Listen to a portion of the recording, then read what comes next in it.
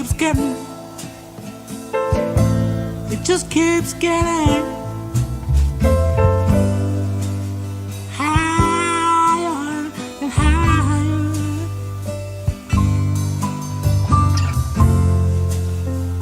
Oh, yes it does.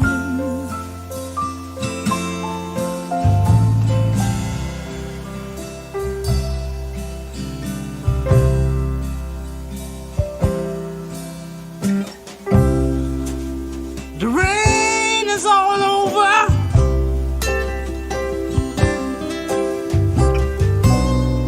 It's only stopped for an hour.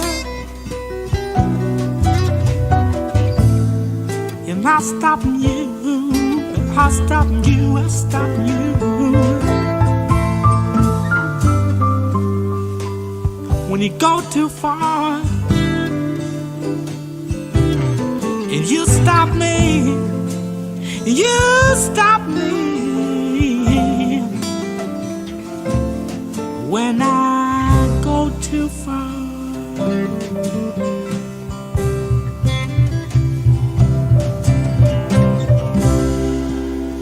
and it tried to freak me,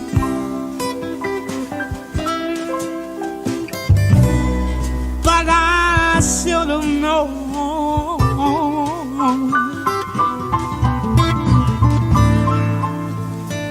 It's not the twilight zone. No, it's not the twilight zone. It's just a party phone.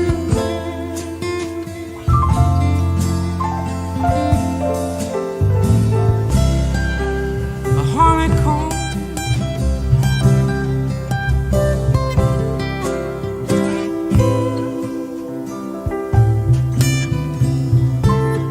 They're making the movements, live on the line.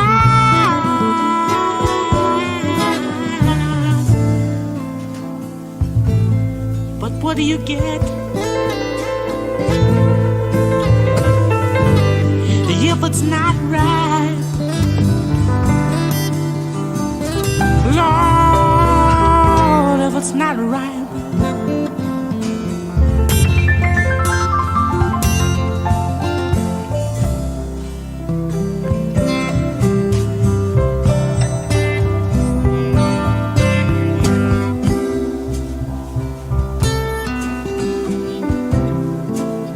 You know we're connected down to the wire, and it just keeps getting higher, higher.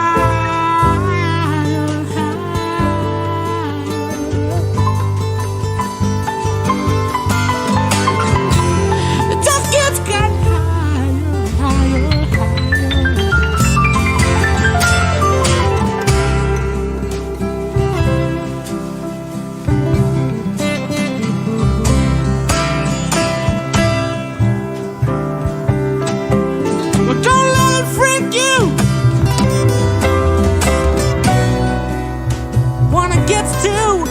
It gets to the bone.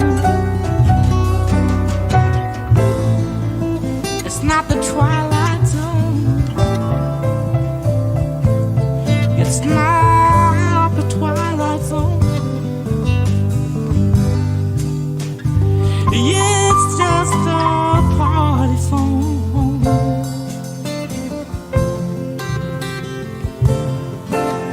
You're honeycomb.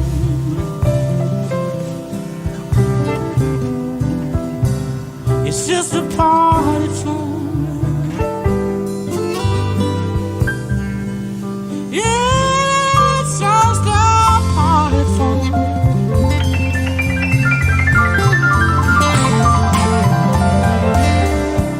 The honeycomb.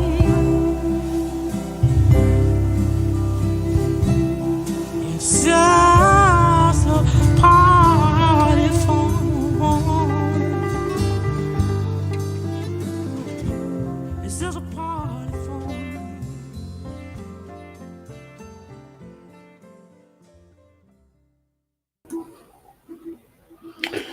Good evening, Coded Friend .001 listeners.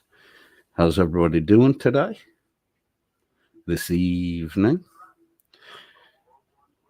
Coming through on the monitor should be good.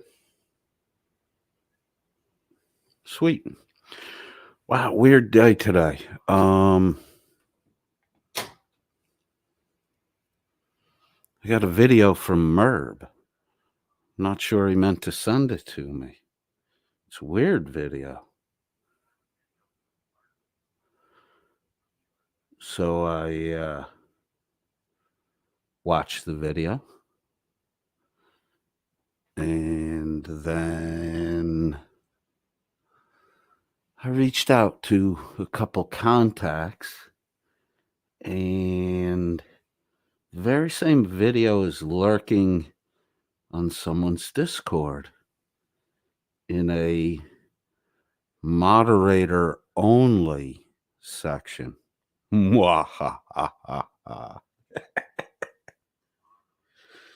So the versions are identical.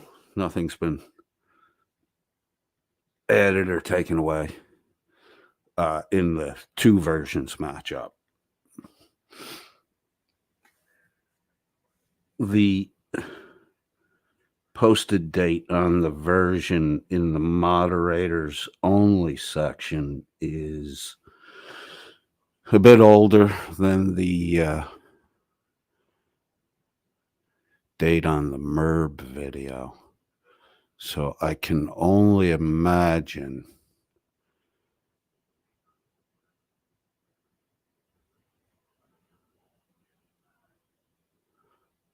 that there's shenanigans afoot is probably the best way to say it. Scott Amos with us says, good evening, Coded. I'll be catching you in the replay. Have a great broadcast. Thanks for popping in and letting us know. Delete Fun says, NTFG W124 Mercedes is here. Zach and Butch, the friendly pit bull, join us. Floby, as always. Floby says, hopefully, how's your headache, Floby? Floby says, hopefully I can get rid of this headache before you start. My advice, headache advice, drink water. Floby said, will do. I guess I'll find out in 45 minutes how Floby's headache is. Carte Blanche says, hey there, hand pink waving, Coded. At W124 Mercedes, at Zach and Butch, the friendly pitbull, at Delete Funds. Carte Blanche says, hey there, at Flo B, hand pink waving. You got this. Carte Blanche typing away. Gives a hashtag SFW and a hashtag NTFG. And beautiful. Hand pink waving. Hand pink waving. Hand pink waving. Hand pink waving. Hand pink waving. Thank you, Carte Blanche. It's almost like you're my vocal coach and you're helping me get warmed up. Logan Sandman says, hey to everybody. And Misty Eyed Girl says, hello, beautiful humans. Linda Borham's here, says, hey, Coded, and then says, hey to everyone. Carte Blanche warming me up vocally still. Hey there, hand pink waving at Logan Sandman. Hand pink waving at Misty Eyed Girl. Hand pink waving at Linda Borham. Jesse VR's with us. Carte Blanche keeping me. See, she gets some reps in and then lets them tail out just a little bit. Another little bit of vocal coaching from Carte Blanche. Hand pink waving at Jesse VR. Good to see you. Katie D is here. Misty Eyed Girl says, sounds nice, Logan. We had some very light flurries today, off and on, no accumulation, though. What good is it if it doesn't stick? That's my question. Bandit 2804 says, hello, great people and mechanics. You first fucking comment, you're needling right off the bat. And do it right, dude. It's fuck you, mechanics. Everybody knows that. Come on, join the group, dude. Get on the bus. Ride in with the winning team.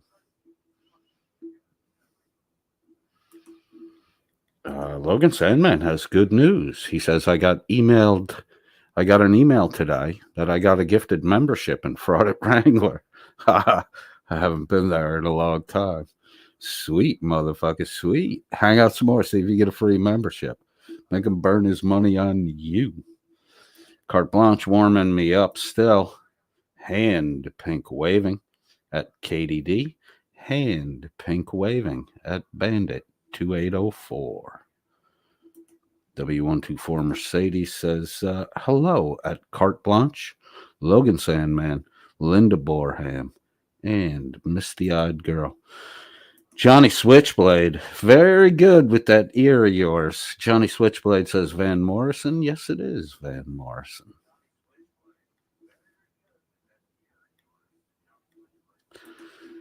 Misty Eyed Girl is getting in on the game for no apparent reason. A hand pink waving. Carte Blanche says, hand pink waving at W124 Mercedes. Hand pink waving.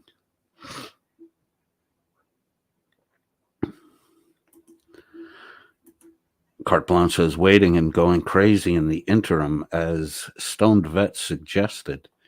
We need more week. I think we have enough week. If we had more week, they'd have more time to do their fuckery shit, and we'd always be complaining that we need more week. We just got to deal with the week we have.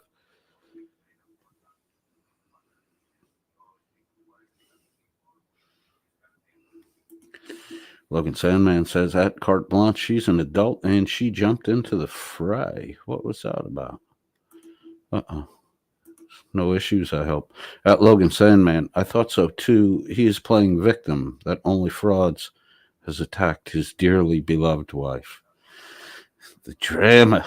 The drama. Logan Sandman says, hey, Coded. Hey, Coded says, Logan Sandman. I'm scrolling. I feel obligated to do Carte Blanche's hand pink waving at Johnny Switchblade. Good to see you. Archangel, good to see you.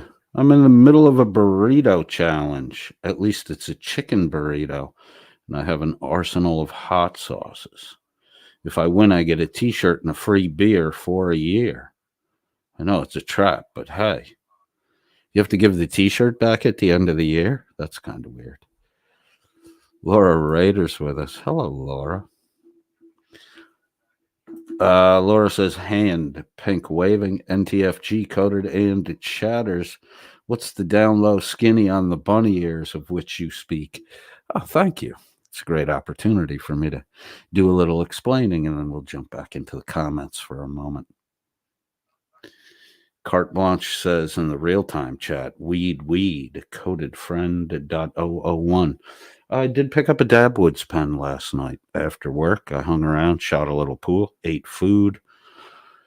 It's happening. The Christmas food. Like, I'm not talking cookies and sweets and shit. I'm like talking end of work. Hey, man, come on inside.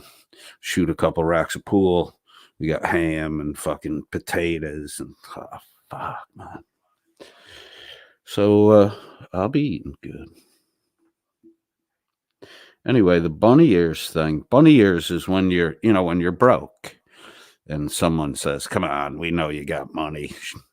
Kick up a little bit. And you literally pull both of your pockets out. That's bunny ears. Some people will, sexualize that, but it's about having no money in your pockets. The rate at which these grifty things are going on is fucking crazy insane. But we're getting close to Christmas, and these dumb fools spent all their money on fucking pills. Hang on a second, I gotta turn that monitor down a little bit.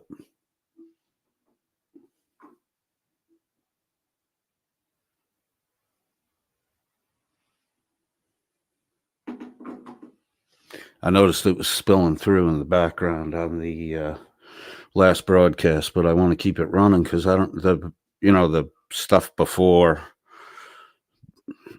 A bunch of times I thought, we all thought I muted myself and was talking. I don't know why my mic volume is just dropping down to like 20% for some fucking reason. I checked everything. All the autos are shut off. Everything should be set, but fucking tech sometimes does what it wants to instead of what it's told to. Fuck. Everything we make fucking rebels against us too. So the bunny ear thing is, this constant fucking scamming and grifting over of one's audience. You would think with the fucking jelly god bullshit.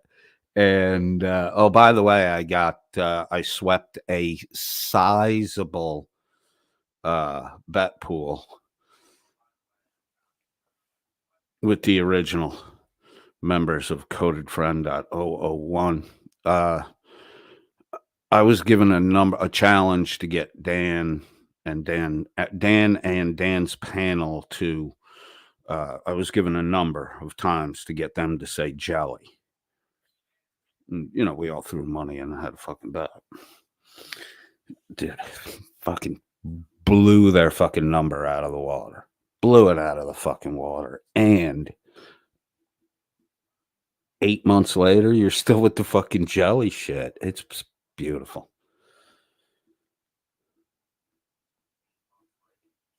So, like, this year has really been, it started as, like the year of the chili, and it's really turned into the fucking year of the grift.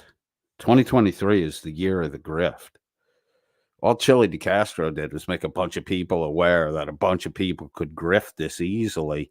And then a bunch of people were like, why the fuck is everybody grifting? These people don't even know they're getting fucking grifted.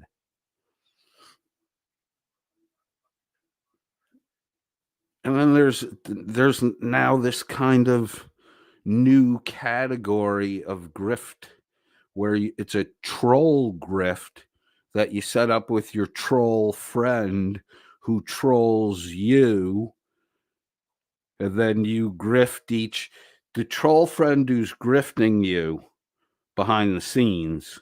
You show the grift and you're like, oh, woe is me. I don't know who could be doing this to me. I think I might need to get a lawyer. And then you start grifting donations to a fucking legal fund, kind of like a certain individual. Just, I'm going to go tangential here really quick. The iconic representation of Welsh News Network is a little cartoonish devil stepping on the head of subduing a cartoonish angel. The message, evil over good. They're grifters, They tend to put this shit right up in your face, like big, so that you don't recognize it. You're just like, oh, wow, that's a cool graphic. You never really pick up the fucking message that's, being declared right in front of you. Our little devil is going to subdue angels. And then you got another guy who's a demon. And then they're troll grifting in a conspiratorial pact. All of this is just going to be blown off as me speculating. Holy fuck. This video that I received and then verified the existence of with an older version of it setting in a different location. And I might as well say it, the first video, Merb, I don't know if it was sent accidentally, Freudian slippishly, to fuck with me. I don't know. I thought Merb didn't fucking like me, so Anyway, I verified the video. I found the video. The video's on a moderators only section in the Welsh News Network Discord. How did Coded get that? How does Coded even know it's there? But all you fucking moderators over there know it's there.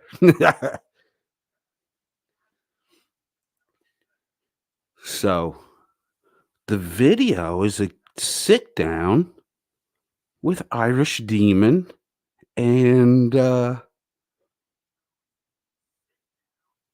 Turtle Boy. And there's a recording. This is going on under the fucking table, right? So, in a two-party state, one party doesn't know they're being recorded. Oh my gosh. Now, you can record anything you want for your, your personal use. Uh, you can record yourself driving to fucking work, driving back from work, walking up the stairs to your apartment or up to the front door of your house. And if somebody's in the periphery or in the field of view and gets recorded, that's not a fucking crime. There are issues if you, in a two-party state, start rebroadcasting that shit, because then there are some violations. But if you have it and you're not showing it, if it's just, for your records to protect yourself, to say, hey, I was in this location on this day at this time, there's no big deal with that. But when you start showing that shit to other fucking people, Discord is not private. Discord is a public distribution network.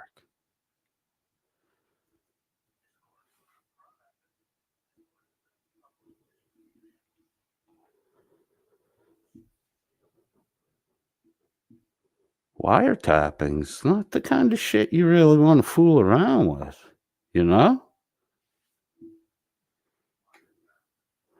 Especially with a little prick like Turtle Boy who never shuts the fuck up. And who might be sitting in jail soon with nothing else to do but research how to fucking sue for something like that.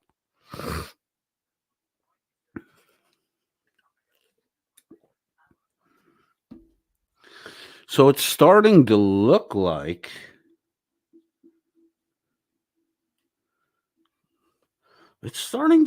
there's a kind of a little blackmail network going on, where people get dirt and shit on other people. That's why these people are so fucking afraid to be doxxed, because they don't want their dirty laundry out there, because they're trying to get other people's dirty laundry. And it's a fucking leverage fucking blackmail game. Remember when Danny Boy sent an email to Chili telling him if he didn't remove the copyright strikes that he would pay tens of thousands of dollars to his fucking friends and old acquaintances to fucking make up stories about him? Affidavit? Fucking, oh my God. They're grifting, they're attempting blackmails. It's fucking hilarious. Dan is fucking been demonetized. He's got to use stream elements now. There's no big bright colored fucking message pop with the name and the money anymore. There's none of that anymore. Now people are wandering off elsewhere to throw money at other people. It's so fucking weird. Dance, monkey, dance. Danny Boy is a dancing monkey. He's a drunk monkey and he's a dancing monkey. There seems to be a connection between Dan and the emails that Irish Demon is receiving. What? And there may be solid evidence to show that Demon knows the emails will be coming from Welsh News Network via their proto-mail account.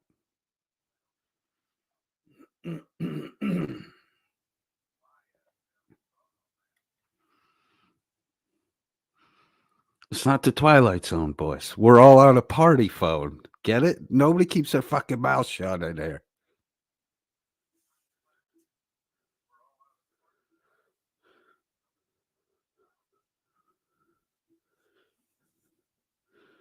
Bunny ears. That's what they're looking. That's what Dan and Irish Steven are looking to do to everyone who listens to them. Bunny ear them. Show me your empty pockets.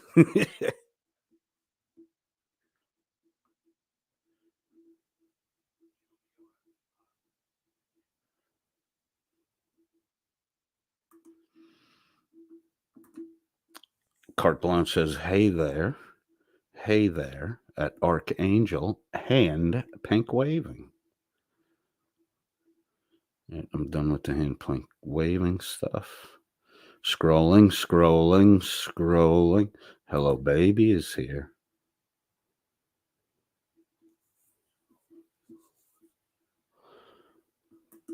Hello, baby says, also known as Hoover flags.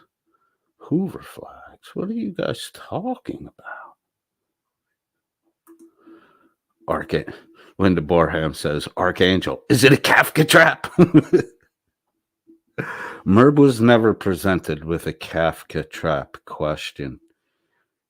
It's really weird that he had to invent that as his parachute before he jumped out of the fucking plane shrieking. Merb's a smart guy when it comes to the law. I'll never take that away from him. Nobody can do a fucking 12-minute primer on jurisdiction like Merb. Fascinating. Merb is literally a fascinating man because his ability to explain simple judicial concepts is beyond compare. 12 minutes. A primer on jurisdiction. This is a thing of beauty. But when it comes to drama, Merb doesn't know how to do it. And he so wants to be a drama guy. Raider says, damn it, I'm light years behind on the drama. I have no idea what most of these comments are about. All right, we'll try to get you up to speed. The Kafka trap thing is the spat with Merb. You were around for that. Merb used Kafka trap as a excuse to fucking bail out. He's got me in a no-win situation. Okay, Merb, then just throw up your arms and run away. Shriek if you have to.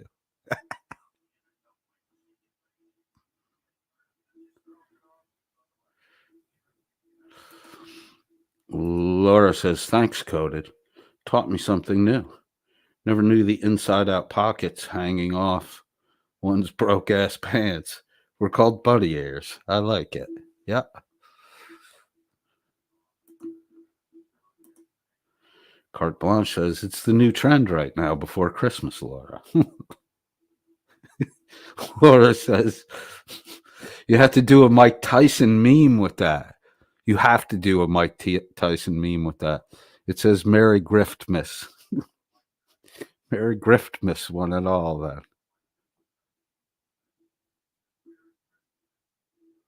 Laura Rader says, winning bets is the best way to gamble. It's the only way to gamble. Losing bets are just throwing your money away.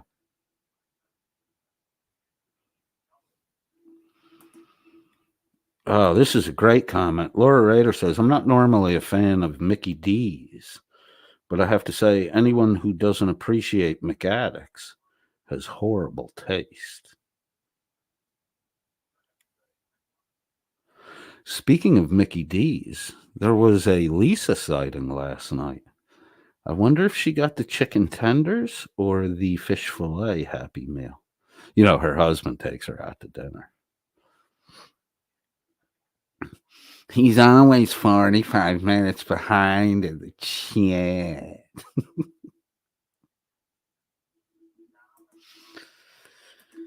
Carte Blanche says, that's a good one, Laura. Merry Griftmas. I like it. Oh, you said Griftman. No, make it Griftmas. Damn it, looks like I still need glasses.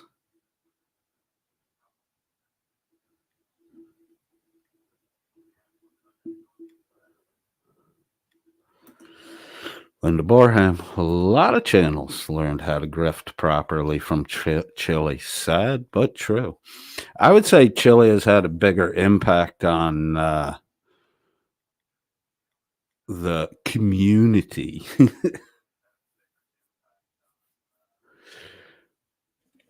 Then, Welsh News Network, Irish Demon, Clothall, Jail Warren. I mean, Mess Hole Troll Mafia Official, whatever name they're going by these days. They're very chameleonish over there for a large organization that sticks out.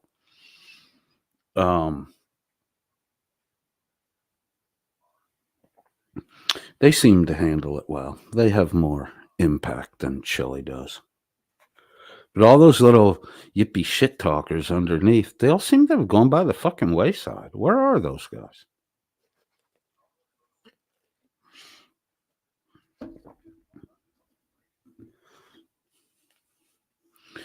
So the snooze network sending threatening emails to Irish Demon. Dan claimed in his live that he's the one that alerted Irish Demon to the extra D. The email address was delete D laws. Irish Demon put up a copy of it and thanked not Dan at Welsh News Network, someone else. But Dan at Welsh News Network is claiming that he's the one that pointed it out to Irish Demon. Therefore, you're associating shit, Danny. You're associating shit. All because you had to get credit. You had to get credit in the fucking scam, and you exposed yourself that you're part of the fucking scam. You say you alerted Irish Demon to the extra D. Irish Demon is thanking someone else for alerting him to the extra D. And how the fuck did you clowns miss? It's a capital fucking D. Chili's brand and name recognition is pretty fucking high.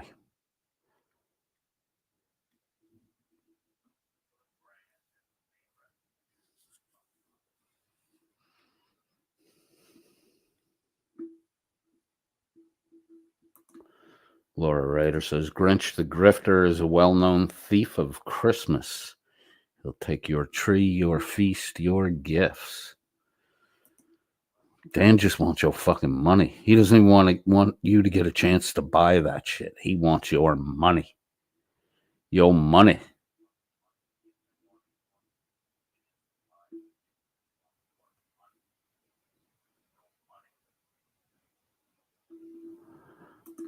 And there we go. Rebel.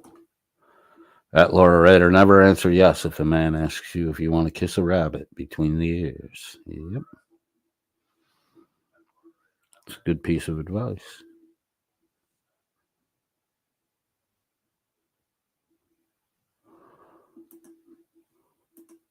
Linda Borham adds to the hilarity. Rebel, I thought if it was, quote, do you want to see an elephant?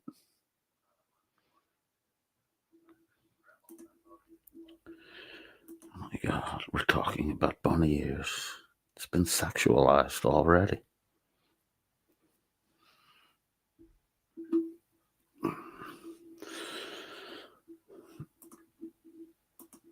Carte Blanche says, times can be tough. Just think positive at Archangel. I enjoy you being in here chatting.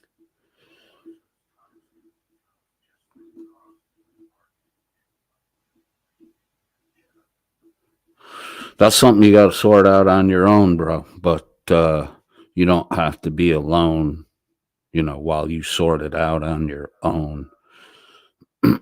So I'm pretty sure everybody here will volunteer to chat.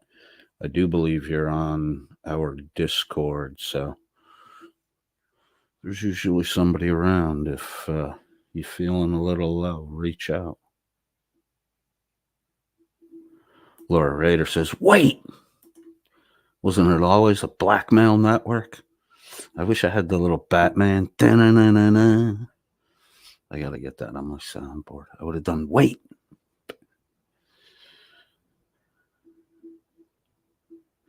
Who the fuck is Alice is with us? Oh, I'm late catching up. Hi, everyone. Hello, Alice. Laura Rader says they were stabbing one another in the back, as I recall. At least most of the anti-frauditors with less than 10K subs. There's still a fucking gnashing of teeth and biting of flesh going on. Carte Blanche greets Alice. McAddix is with us. Didn't Dan have a meeting with YouTube? Guess his buddy couldn't save him. Dan's claimed to have 48 meetings with YouTube. At what meeting number does the fucking light not go off in your head that says, oh, they're never going to fucking do anything about this? Dan's got a lot more meetings in his future. Jesse VR is here. Good day to Alice. Rebel says hi to Carte Blanche. Scrolling.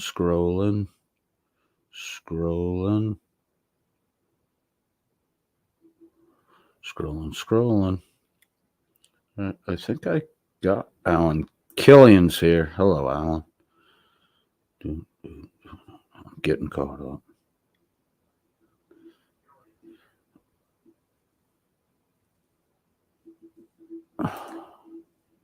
Is that what Demon? I didn't see what Demon did today. Did he do an apology stream?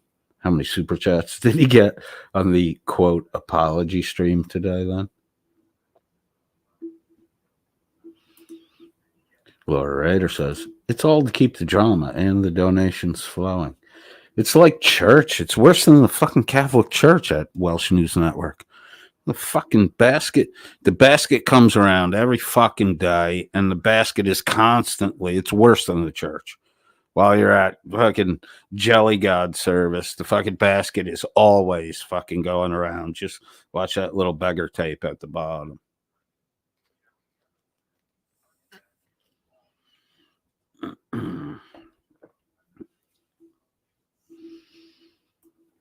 Apparently, let me see if I can bring this little gemstone up. I think that's it. Put a little tab here. No, that's not it. Did I move it?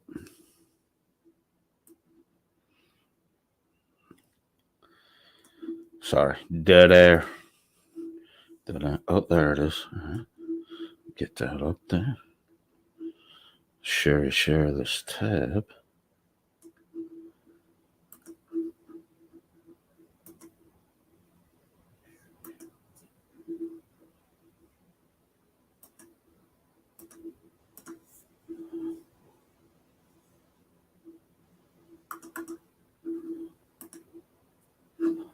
Are we sharing?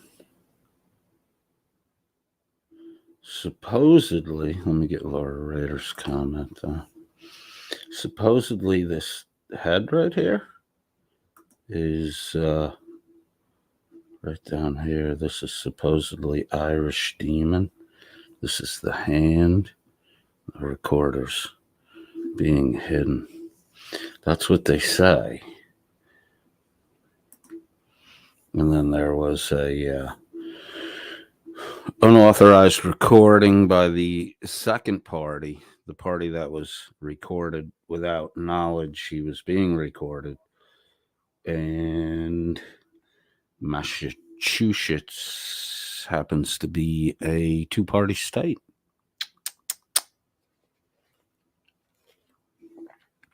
Oh, Irish blackmail demon. Oh.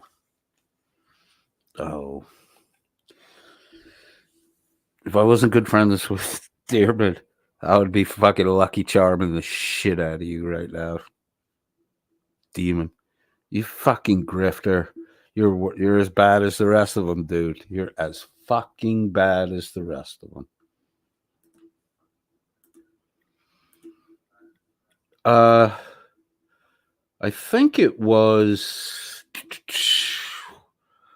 like it was over a week, 2 weeks ago that, when it first happened, the emails, when Demon first got the emails, within a day or two, Demon was admitting that he was being trolled, or there was a good chance he was being trolled.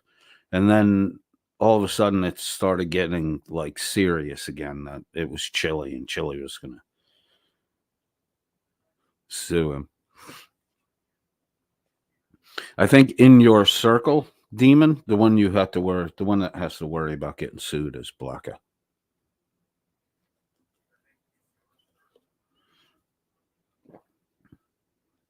Funny that Demon has a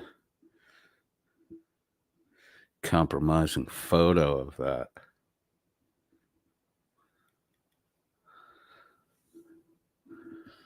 Blackie, you're with people that will throw you under the fucking bus in an instant. And really for not much of a reason.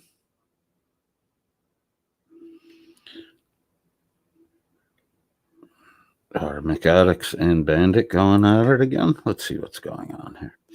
Nobody's talking to you, Bandit. I'm not a girl, so you can't bully me. I know you hate it. Oh my God, dude. What the fuck happened here?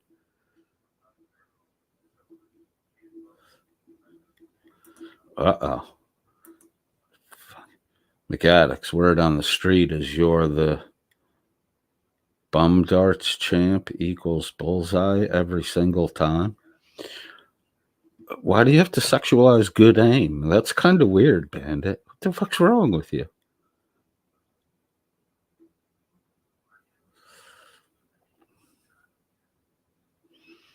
Boom. Laura Raider hits it on the head. I'll get back to your little fucking tauntings in a moment here, Bandit. Come on, dude. Cut the shit. Laura Raider says, McAddicts, he wants to continue to have the demon army believe he's under attack by Chili. I'm sure that brought in lots of money. Yeah, like the Chili derangement syndrome has actually mutated into like there's a more specific financial derangement than, the average listener is just deranged to the people who are still buying in on the fucking Chili bad thing. I mean, I don't agree with Chili's shit, but he's not he's not the big bad wolf everyone thought he would be. And who thought that, like fucking Wrangler would turn out to be fucking 1,000 times more dangerous than fucking Chili de Castro.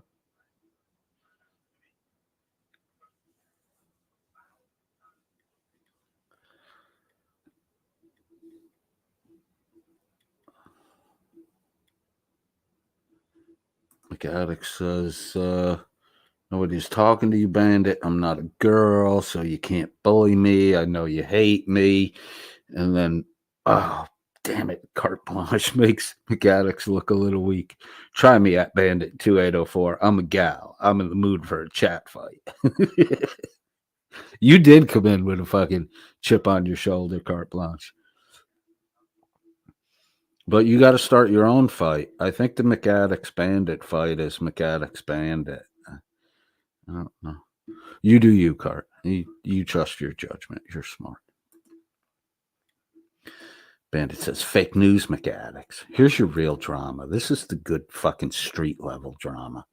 This is the kind of shit where, two people are antagonistic toward each other and they fucking bump into each other at the fucking bodega on the way to work. And, they always have a little fucking smart remark or taunt for each other. And one day, one of the dudes is just that fucking, his cup's full already. And the fucking smart remark goes bang. Somebody gets fucking popped, and maybe there's a couple other punches thrown.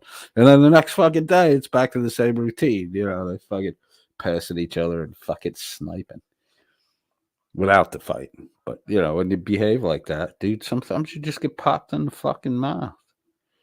And I'm pretty sure Carte Blanche will fight the fucking chat. Not that anyone's really going to stick up for you, Bandit. So, if you swing, you're on your own. Bandit says, nah, Cart, you're too good of a person. Look, everybody's in on the Bandit thing now. Laura Rader says Bandit should change his name to Hamburglar. Oh my God.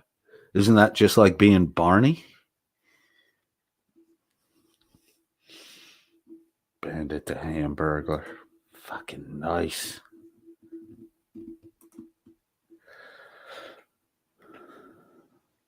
McAddick says, or he should just change it back to GMK. See? Other people notice a fucking equal side shit, dude. Although I think we know who Bandit is. I think I know who Bandit is.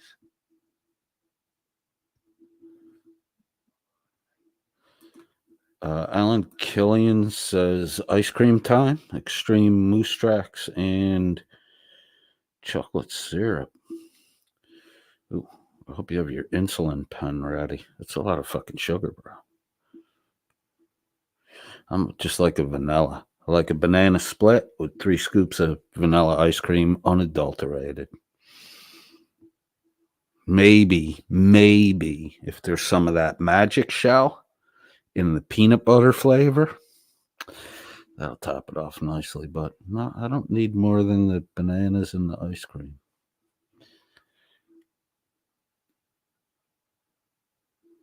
Rebel says, at carte blanche, Bandit's afraid of you, love. Laura Rader says, hell, Chili even teamed up with the DUI grifter guy, right? And Chili just keeps gaining supporters and money, and they are so jealous. Well, Laura, there's also the problem they have with, they've been announcing to the world how fucking stupid Chili is, and yet he's blowing the doors off them in subscriptions, which is doubly embarrassing for Dan. Look, Chili's probably buying subscribers. Dan is definitely buying subscribers. So if Chili's outpacing Dan, then he's either a better marketer than Dan or he has more money to buy subs than Dan. And Dan's supposed to be this Scrooge McDuck style Learjet owning, should be correct, access to Learjet, rich guy.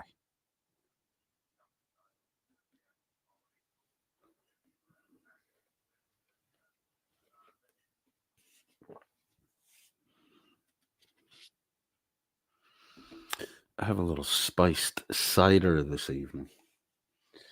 I came in with a more mellow tune because I was feeling a little amped up today. I don't know why. I may have drank too much coffee.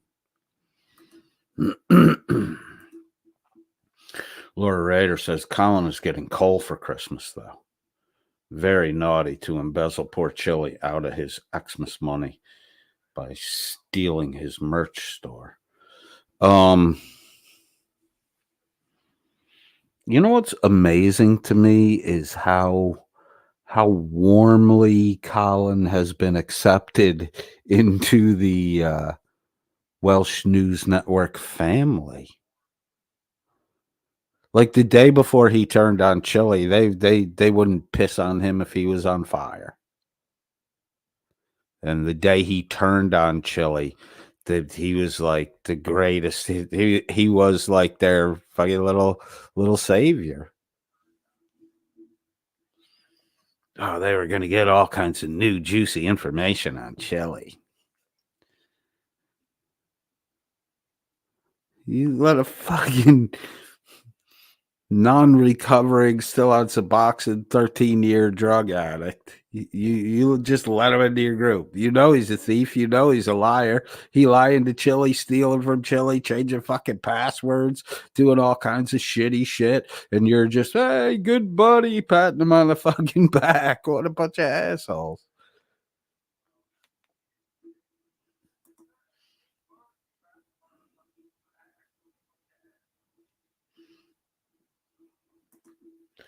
Alan Killian says, hell yes, chocolate fix. I'm not a big fan of chocolate. I'll eat it, but not a big fan. When I was a kid, I took hard candy, sugar candies over chocolate stuff.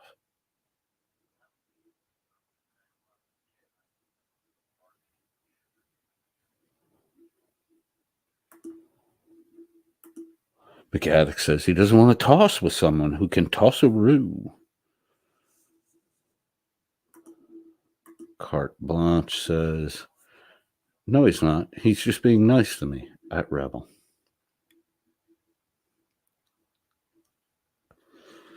All right, so Dan went a little kooky crazy tonight, the night before that too. So let's jump back a little bit because there's some interactions here with a probably a year-old chili video. The video is from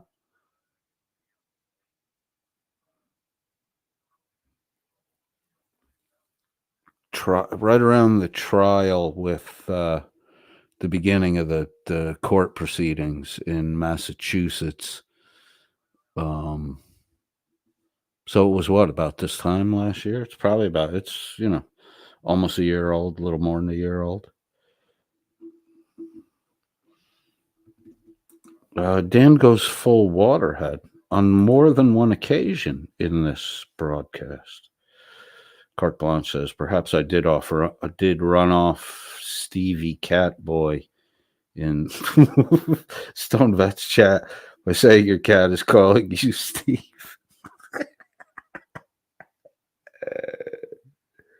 Has anyone noticed that there's a lot of the Welsh News Network crowd that's going over to Josh now?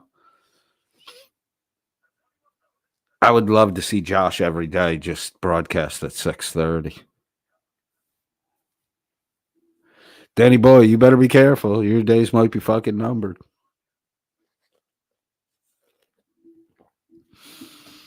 I can tell you for sure, Danny. I can smell it. They have to be looking into you. Have to be. And your boy Shuggy's over there hanging out. Oh, Shuggy ratted me out to, I think it was 3 days ago. The last live I did, Caruso came up. And something was said about Caruso in chat, or I said something about Caruso. Oh, I said that Pussy Boy Caruso has not been on panel at the Welsh News Network. So I've seen him, regularly in the side chat. Never up on panel doing any talking since the backhand a woman in the mouth remark, pregnant woman in the mouth remark.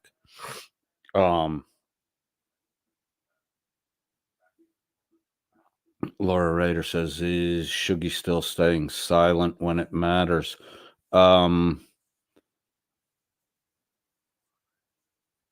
Publicly, yeah. What gets said privately? I'm not privy to any of that.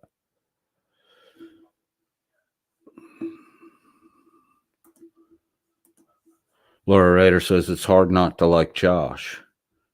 Much earlier not to like Coded. Huh? It's hard not to like Josh. Okay, so I agree. Josh is easy to like.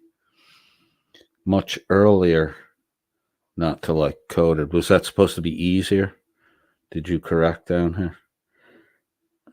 I got you. I'm with you. I was a little confused there at first, as you can tell. There you go. You had me all fucked up, and your correction wasn't close enough that I could see it. My bad. Shit, says Laura Rader. Easier, not earlier. McAddick says, what, Dan Jones? Who's Dan Jones? The fuck are you talking about, McAddick? Explain. Who is Dan Jones? Chili D Con artist says, yeah. I saw you hanging around over there at the Welsh News Network. It's all right, dude. We don't care. I'm just saying, I saw you hanging over there. McAddick says, I don't think that's his real name. Chili D Con artist says that's a fake. There is an account, Maybe it's just an email. There's an email link to him that has the name Dan Jones on it, signed off as Dan Jones. And they're maybe a PayPal. I don't know about the financial one, but there's an email that he sent out that has the signature is Dan Jones. You know, he's been trying to conceal who he is from the fucking get-go because he's stolen valor. So if anybody gets his name, he's fucked. They're going to get your name, Danny. There's more people looking into it now, Dan. They're going to get your fucking name. I'm going to get your fucking name. We all going to get your fucking name. And, Dan, you constantly accused me of doxing, which you don't know what fucking doxing is. I will dox you. No problem. A legit doxing. I would do that if I had the proper information. Straight up fucking plastic. Dude, I'll put it on a fucking billboard as close to Becca's house as I can find. That's how I'll do it.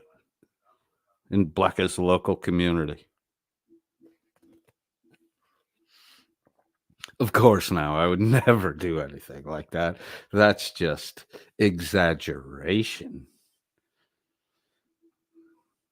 You know, Dan, that's what you do, right? We're going to take a look at how you do it. You have a weird way of arguing fallaciously, argumentum ad absurdum, and then actually melding to it the logical error of either a hasty generalization or a hasty specification.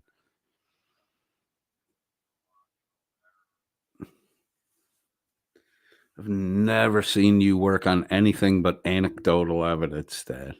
And you don't even cite sources.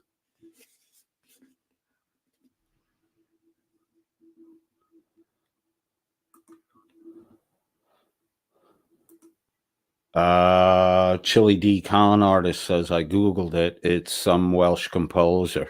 Yeah, scroll down, bro. There's like Dan Jones, Daniel Jones. There's a fucking lot of them in Wales. There is one that was an army Royal Engineer.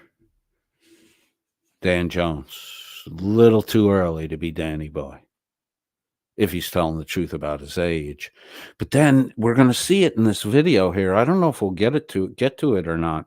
Dan actually said, while referencing Judge Burroughs, who is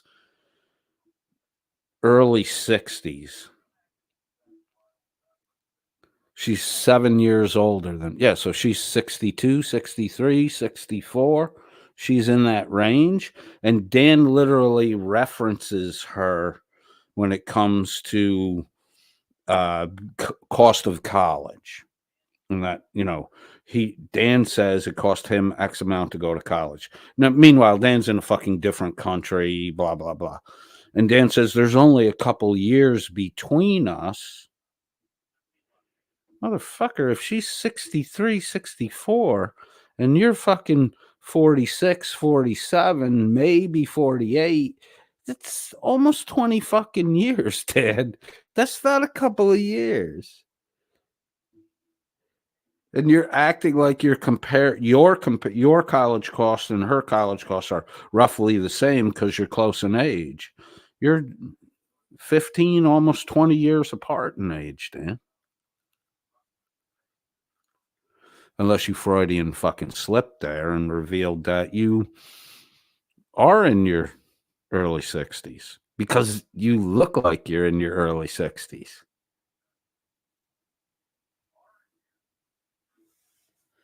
Where'd all your hair go, Dan? Where's all your hair? You need testosterone to have a full head of hair, Dan.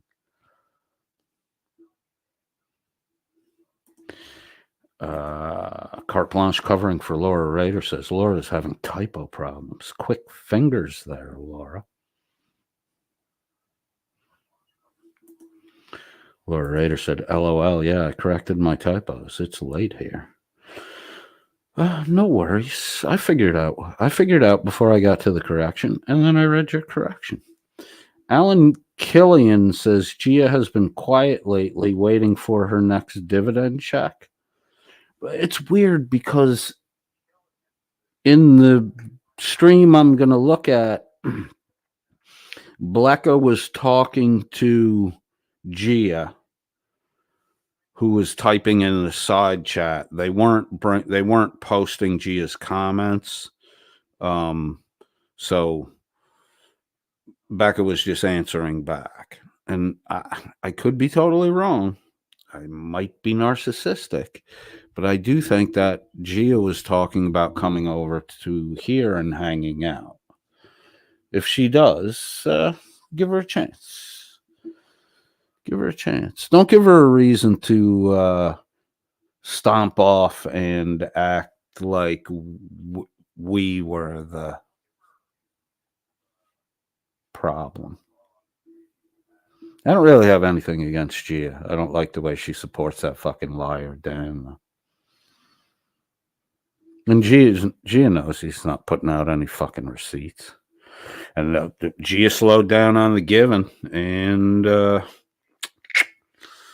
so did everybody else over there.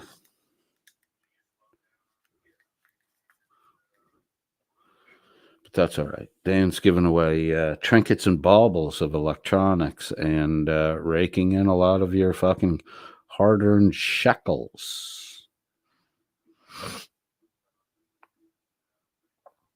You can steal $1 million from one man, or you can steal $1 from 1,000,000 people. Dan going the fucking dollar route. It's Dollar Store Dan and the Welsh News Network. The addict says, I think his last name is Jones. It's too common of a name there.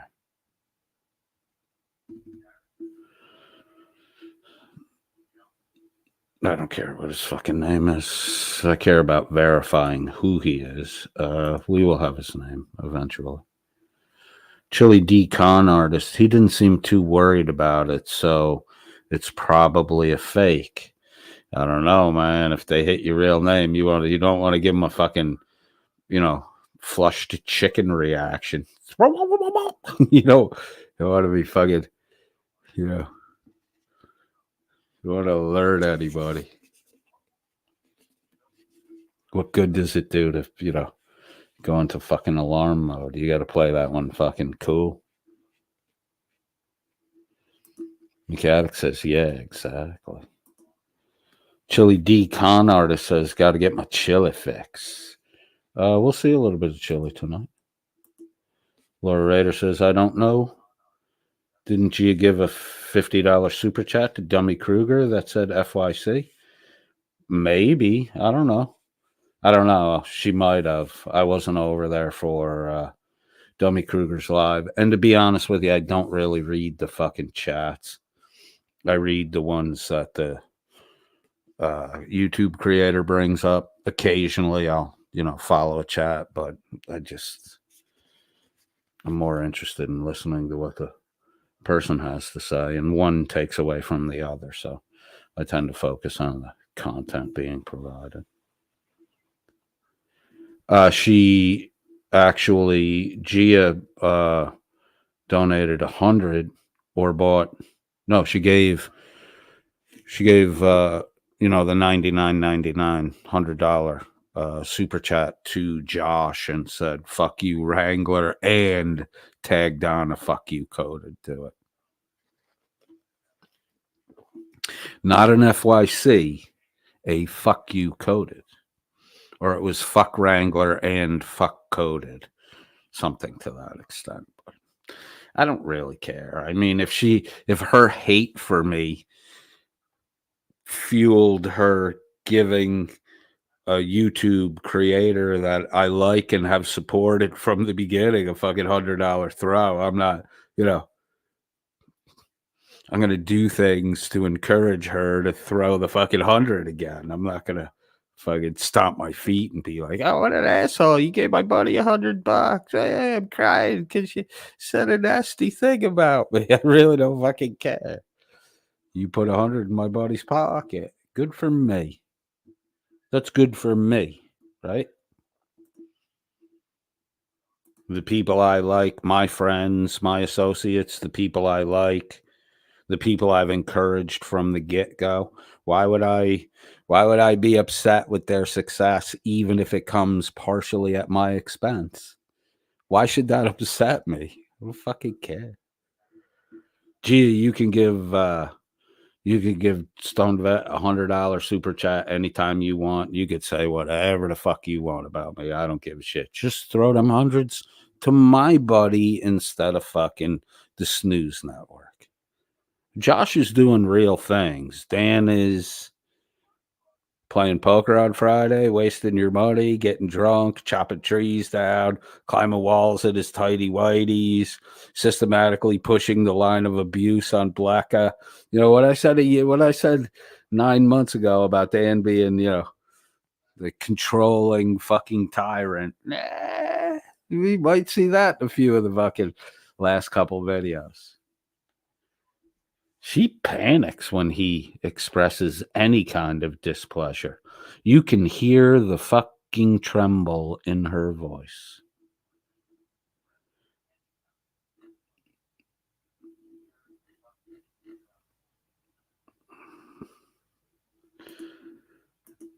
Laura Rader says, honestly, I've lost interest in the whole frauditor thing.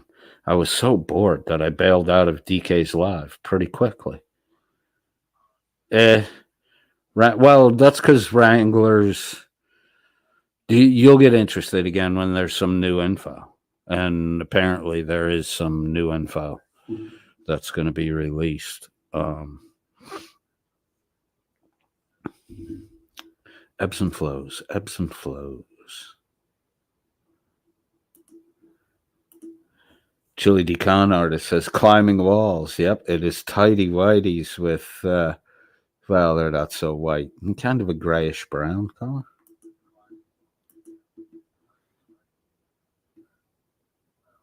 Hank was making fun of how Chili's, our Nevada judges, in case you haven't seen it, showed Chili in court today. And I think they gave him a little time to, explain his whole thing. Hank was like, look how wrinkled Chili's fucking suit coat is. Doesn't fit him right. Chili looked sharp and he looked presentable in court. I would tone down the spiky hair a little bit. Slick it back while you're in fucking court, dude. He looked presentable. He looked sharp. And they're, Hank's making fun of his fucking suit. Meanwhile, Dan's sitting there in the same fucking clothes he had on the day before. Like, they're that fucking stupid. All they do is make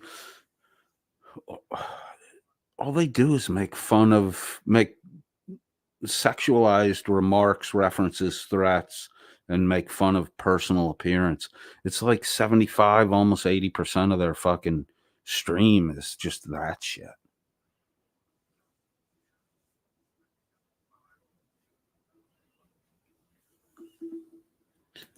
Linda Borham says it looked like Chili was recording with his phone.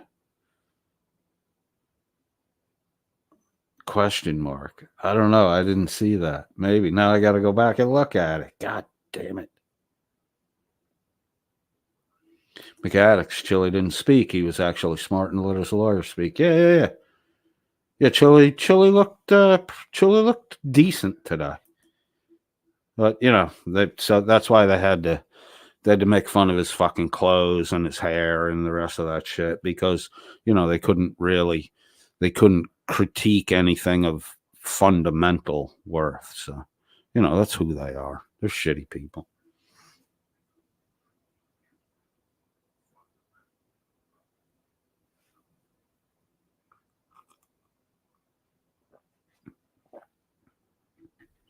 Sorry, I was rotating beverages. All right, let me get this screen shared, and we will take a little peek at the Snooze Network. Why did I shut down? Why did I shut down the share?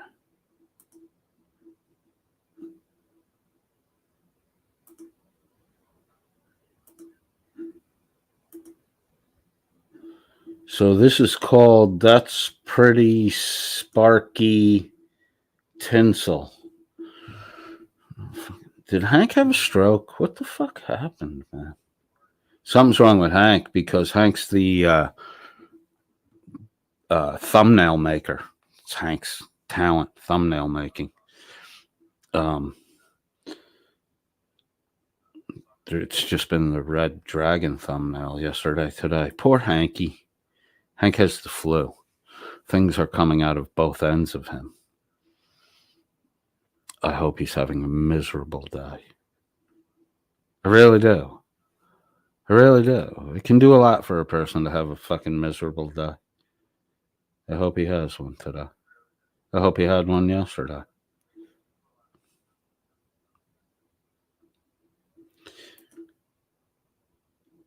The Las Vegas case is Chili's lawsuit.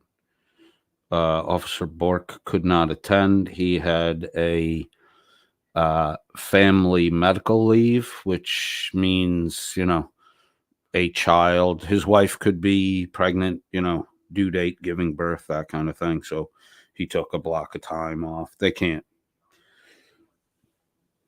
force him to come to court on that.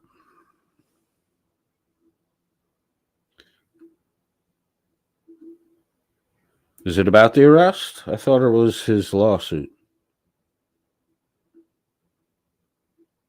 I gotta take a look at it. I'm not up to speed on the fucking Chili shit anymore. Chili D con artist says criminal case. Cheap booze has that effect. Yeah, cheap booze has a lot of shitty effects, Rebel. Cheap booze is what got Dan to bring a wife home that ran him over with his own fucking car. Cheap booze is what got Dan in an intimate relationship with a partner after that stabbed him in the fucking leg. The 8-inch chef's knife. Ouch. Laura Rader says, not the lawsuit. Laura Rader says, criminal charges coded. Thank you for capitalizing that. Giant letters. You know my shortcomings. Aha. Yes, Laura. That's why he has an attorney and was on his best behavior. Okay, so it's the criminal charge, which I don't fucking just plead the fucking thing, dummy.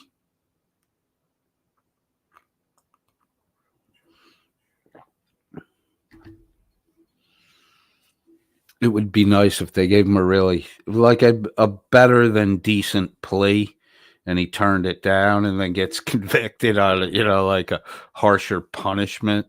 But I mean, what took place is, it's nothing. To probably get probation and maybe some community service. And then Chili's going to say, I don't want probation. I'm not going to go on probation. And the judge is going to say, well, I could put you in fucking jail right now then. And you could serve instead of being on probation. And then we'll see a man turn into a fucking, he might pee himself.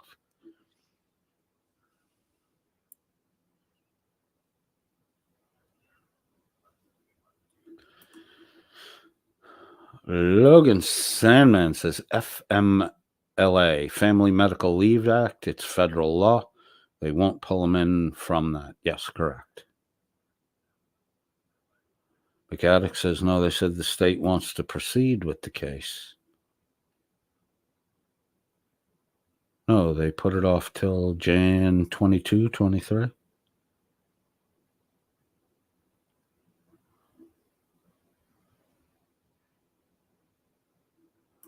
Laura says step one already happened. He turned down the plea deal. Do you know what the plea deal was, Laura?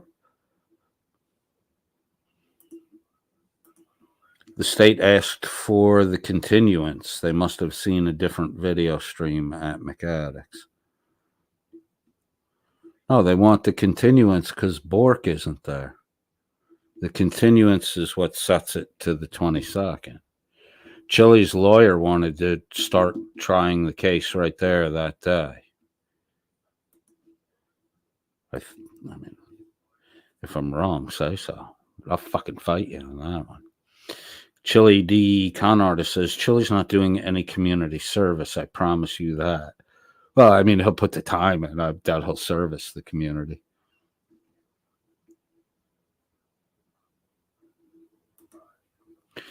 Sorry, I don't remember. What is the criminal charge? Interference, right? Interfering with an investigation and then resisting. Because the officer had to actually, physically grab hold of Chili and force him over to the car. Alan Killian says they did offer Chili a plea deal. He turned it down. What was the deal?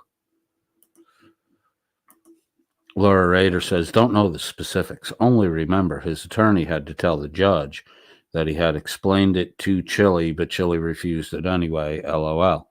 Yeah, they probably fucking put him on probation for 3 months, and Chili said, fuck you, dumb bastard. The state isn't interested in doing a plea. They want a trial, but they offered him a plea. I think they're getting to the point where they want to make a fucking example out of him. Linda Borham says, if Chili, when goes to jail, how long do you think it will take for the Alpha to become Omega? I see him as more of a Kappa Pi, but, Kappa Pi Omega. I think that might be an actual fucking... Chili would either be Kappa Pi Omega or Omega Kappa Pi.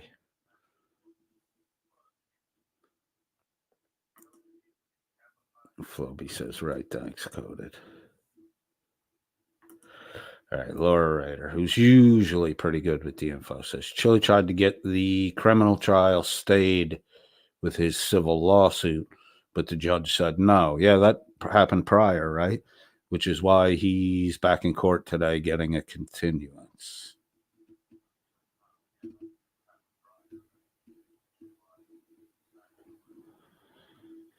I'm confused. Now I have to go watch. Chaos Addiction says, just joined. Joined? What did you join? Did you subscribe here, sir? Or ma'am? If you did, thank you much. I don't see where we've added a subscriber. We're down to 699 in subscribers. We appreciate the core that has stayed with us, even back in the summer months when I was speaking very harshly about things that, well, you're just not going to get credit for in this woke world we live in. Chili D. Con Artist says Chili, refused it before he even knew what it was. Judge forced his lawyer to present the deal. Yeah, the lawyer has to. That's the cover of the lawyer's ass. That's so Chili can't come back in the future and declare a mistrial saying, well, no, I said I didn't want the plea deal, but I didn't know what the plea deal was. Isn't that my lawyer's responsibility to explain it to me? And yeah, some of the shit you do have to spoon feed down their fucking throat. Chaos Addiction says, hello to everyone. Rebel says, can't grift if he took the plea deal. Yeah, that's true too. Carte Blanche says, clutching my pearls at Chaos Addiction is here. All right, last comment, then we go to the video. McAddick says, yeah, Chili turned it down, so they will proceed to trial now. They know he's not interested in any deals, so why waste their time offering another? I'm sure they came to that fucking conclusion. All right, let's go with this video. Get that big in the page. Boom. And play. I'm not sure if he's going to read all of that in regards to how she became a judge, but it says Barack Obama Ruh-roh. Nominated her. Yeah, she had to be confirmed by the Senate. Yes. So she went through a Senate confirmation hearing. Yep, and they did a voice vote. About Judge Burroughs at the moment. Endowment, they got 1.5. What? President Lori Patton. Okay, so now let me go like this, because and I want you guys to join me in doing this. Get your computer. What? What the hell is a rich person's college? I don't know. As opposed Dan, if you actually had fucking money, like you say you have money, you would know the answer to that question. Harvard, Yale, Princeton, Brown, all the Ivy Leagues. They draw from, they don't draw from the low middle class.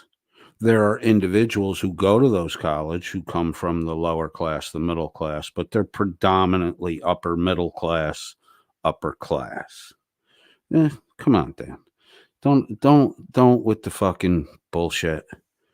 Because the stratification in European culture is fucking way more rigid, and there's less upward potential for a fucking citizen from his layer of birth. So, Dan, you fucking dick. You're a dick. to every other type of college? Also, why does it matter how much debt her college is in? She's not running the fucking college. She's a judge. Yeah. And Carrie T, she wasn't appointed by the governor because she's not a Massachusetts judge. She's a federal judge. He sounds quite jealous of people with money. Yeah, but how does he know she's got money? She went to a rich person's college. She might have got a full scholarship. Rich people's college like smart people. Yep. It still doesn't validate your point. Open. Man. And let's say, so Middlebury College, how much is... And Dan actually referred to it as rich people college. You just got offended by the term being used, and then you used the term to compliment the institution and its charitable generosity toward the poor. It's like you're dumb, Dan. It's really like you're dumb. Middlebury College per semester. I just want to see if she's a rich, white, entitled, white liberal. Did I say white twice? Because so far, it is what it is, but I just want to know how much it is. How much does it cost? Sorry, Karen. Judge Burroughs is a rich, white, entitled woman. She's a federal fucking judge. They get paid. They make good money. She is entitled. There is an entitlement that comes with wealth. Whether it's fair or not fair, whether you want to acknowledge it or not acknowledge it, it's there. She is white. There's no disputing that. She is female. There's no disputing that. She is those things. Does her entitlement impact her behavior? It's hard to tell. We don't know. I don't know enough about her, so I can't tell. So what if she is those things? If those things don't impact her or she doesn't act upon them, I mean, entitlement's entitlement. If you have money, not have money, book a room for one night in a 5-star hotel and just go there and see how you're treated. When somebody hustles to open a door for you, that in this day and age, it's kind of entitlement that you don't have to open your own door anymore. When you're in an area where if you pick up your own bags and carry them, you'll actually offend the workers. Those are entitlements. How it impacts your feeling of self-worth, if it makes you feel like you're better than other people, then yeah, it's probably affecting you negatively. But if you don't feel that way, who gives a shit? If you don't expect the entitlement, but you know, if it happens, it happens. You can't control what other people fucking do. If somebody wants to hustle to open a door for you at a top tier establishment, let them fucking do it. It doesn't mean they want to treat you that way. Let them treat you that way. Or don't. It doesn't fucking mean anything. People sling that shit around like it's, means something. And Dan is a fucking entitled elitist. That's his mental set. Dan does think he's something fucking special. But then, Dan is a fucking psychotic, pathological liar. So the lie that enticed Dan to manufacture all the other lies might be that little lie in his head, that voice that keeps telling him, oh, you're better than everybody. You're never wrong. It's kind of like megalomania, Dan. It's not a good fucking mental set. You train your mind to be the way it is. It's like a muscle. You either use it, exercise it, and build it up, or you let it go to shit. You kind of letting yours go to shit, but you dumping a lot of fucking rock gut down your throat, so that's gonna happen anyway. I missed that. 62,000.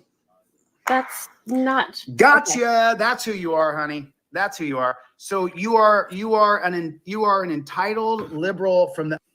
Guess what? My son's university costs me every year About How much? 62,000. $85,000. Uh-huh. And guess where he's paying for it? Scholarship. Guess And what? also, Scholarship isn't a fucking payment, you dumb fuck. Scholarship is someone that makes the payment for you, or an entity that provides the money for the payment other than you.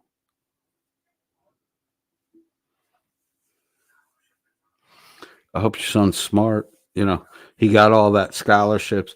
He got those scholarships when your husband was alive, Blacka. And he got those scholarships to train for the medical profession. Your husband passed away, and all that scholarship money that was supposed to go toward producing a doctor in our society is now going toward producing a stage actor, a theater boy. Fucking waste. But you're free to do what you want to do. But when you go 3 years, I need money to become a fucking doctor, and the money gets coughed up by the taxpayer, and then in the last year you say, oopsie, I want to be a stage boy.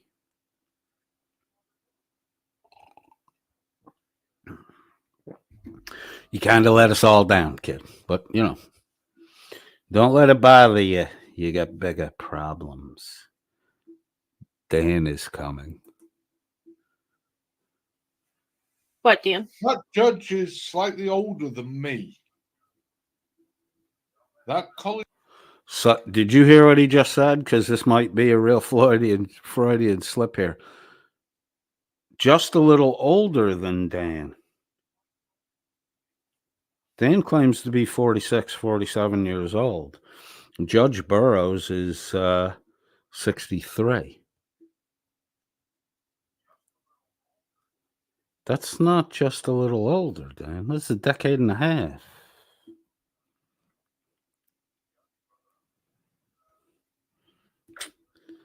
Did you just reveal that you're older than you've been claiming to be? And right in the age that most people keep saying, there's no fucking way he's 45. He looks like he's 60. 60, 63, that would fit just a couple years older than me.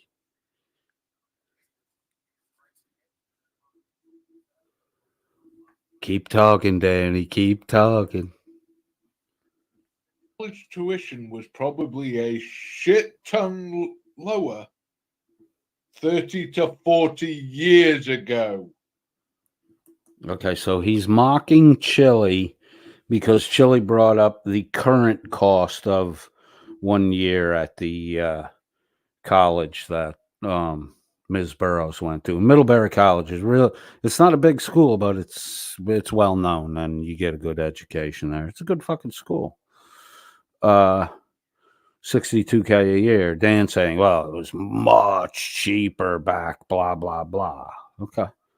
Remember that? That's what Dan's saying now. Danny boy. When I was a teen, just before my teenagers, when I was a young kid, preteen, I could drop a dime in a Coca-Cola machine and pull out a glass fountain bottle full of fucking Coke. Now I can't get a fucking Coke at the gas station for under $2.75. That's a 20-fold increase.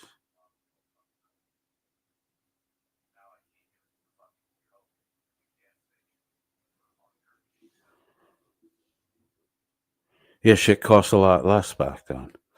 That's why Chili, he may not have intended to do it this way, but by quoting the current cost, everything gets adjusted for inflation and cost of living increase. And the 62,000 is paints a more accurate idea of what Chili's trying to communicate than the smaller number from 30, 40 years ago would mean? 40 years ago. So 40 years ago, I was 16 years old. My grandmother was telling me stories about how when she was a kid, she bought a pound of fucking turkey for a nickel. A nickel. We'll get a pound of fucking cold cut turkey at the fucking deli. You're paying what? $8, $9 a fucking pound? My grandmother, a nickel?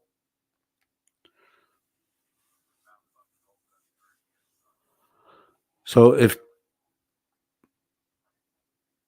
Chili had quoted the 40-year ago tuition cost, it would not have accurately communicated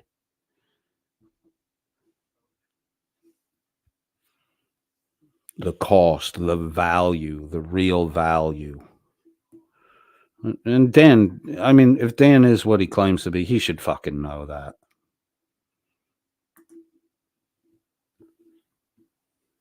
It's one of the big complaints that younger people have now, that college now is far more expensive than it was then. Yes, it is. There are people. No, relative to the increase in wage and earning power of the American household, no, it's not. It's actually relatively pretty even.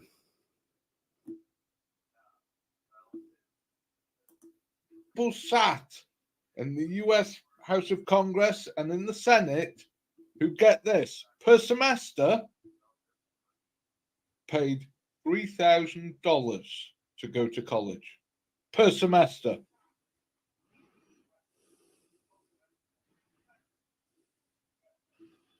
Yep.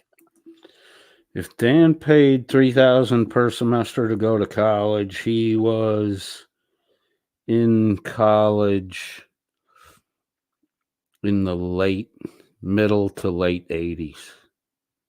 Because in the 90s, early 90s, college costs increased significantly.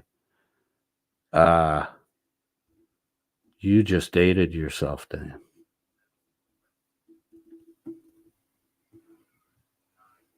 You just dated yourself, Dan. You're in college in the middle 80s. You didn't, that's not possible. You said it cost you. Why would it have cost you to go to college? You were in the military. It was the military that put you in college. You wouldn't have been paying for that. Huh. Oh, Danny. Keep talking, Danny boy.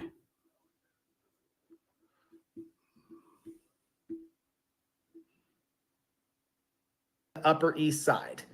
62,000 to go to Middlebury. Wow. Wow. Good for Allison. Allison, you must have a hell of a good upbringing. God bless you, honey. I mean, if she watches this, but she wouldn't watch my videos, would she? So, okay, so there's that. And let's keep reading on here a little bit more about Allison D. Burroughs. So let me read it to you guys again, how it should read.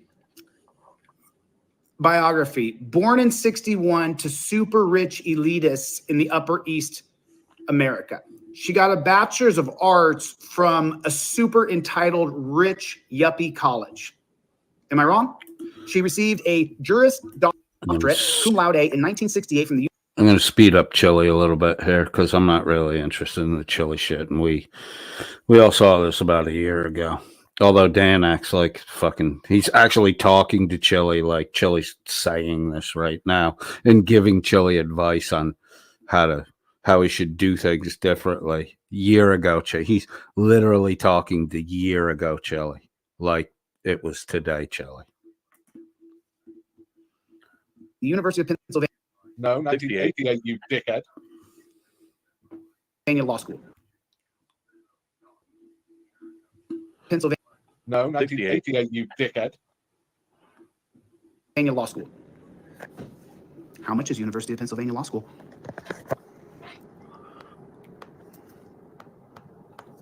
Okay. I'm going to leave that tab open. Hang on. I'm going to open another tab. Yeah. Back up. Yeah. Back to regular speed here. Is there a hotkey for the player speed? Can you Google? Hang on, we'll go back a second so I get the dates right. Yeah, and I got my son's tuition wrong. That was Wow. not year. Wow. Good for Allison. Allison, you must have had a hell of a good upbringing. God bless you, honey.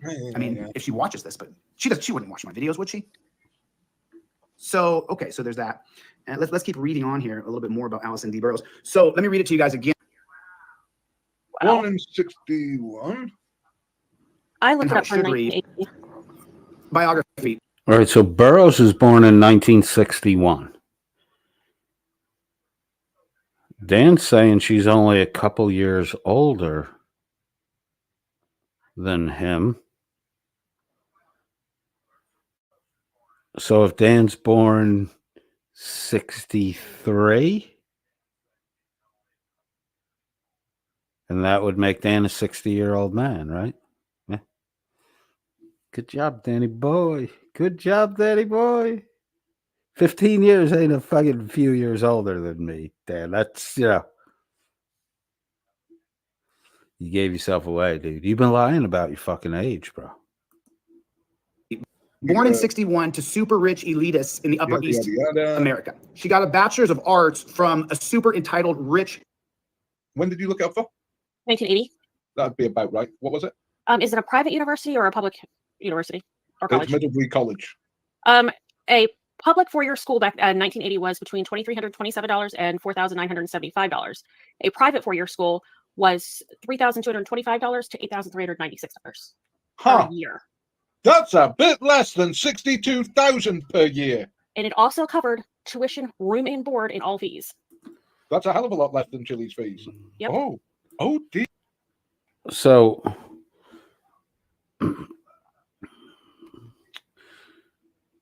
by comparing 1980s tuition cost to the current cost, by stating the current cost, again, Chili's doing a better job, a more accurate job of representing in today dollar, real dollar terms for the present what the cost would be.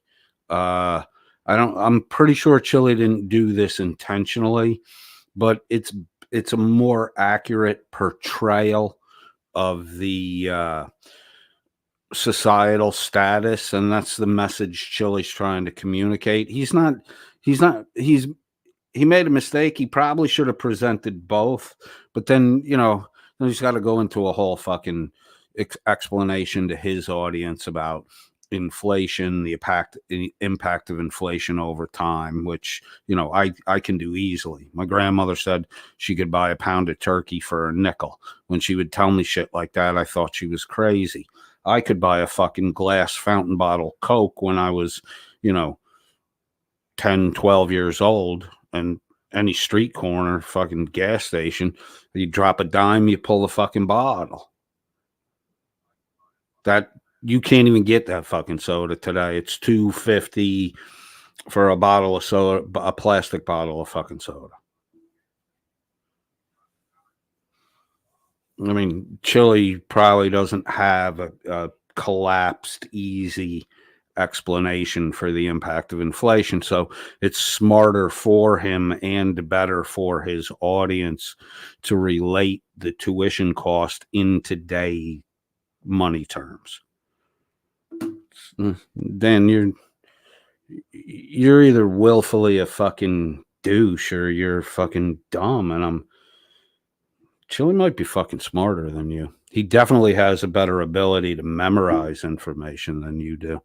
But neither of you neither you nor Chili, this is the hilarity of the whole thing, is neither you, Dan, nor Chili, nor anyone on your fucking panel, Dan, shows any kind of aptitude toward properly synthesizing data.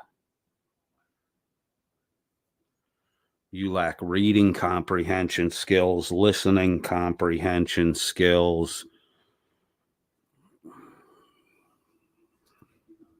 right? If you can't measure the flour right to make the cake, it doesn't matter how accurate you are with the rest of the fucking ingredients. Your cake will never fucking come out right. That's the listening and reading comprehension part. You only seem to be apprehending at a very superficial level, and most of your apprehension is you're just looking for a minor detail to pick at.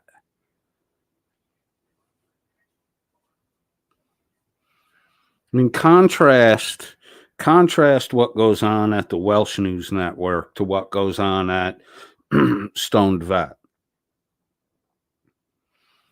People are coming into Stoned Vet's chat who are adversarial, and there's no moderators. There's no one there for you to antagonize to get negative attention with and then cry, I got timed out, I got booted. Just nobody. There's no fracas and rigmarole in Josh's side chat because there's no rebellious idiots to antagonize moderators. Not adding a moderator was a good move. Letting it go without moderation and let the chat sort itself out was a great fucking way to go. It's got a Wild West feel to it. I mean, if you can't get that gun out quick, man, just don't bother fucking talking shit to anybody.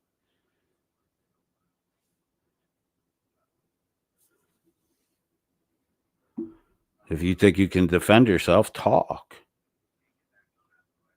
Right makes might. You can win over a lot of people by being right.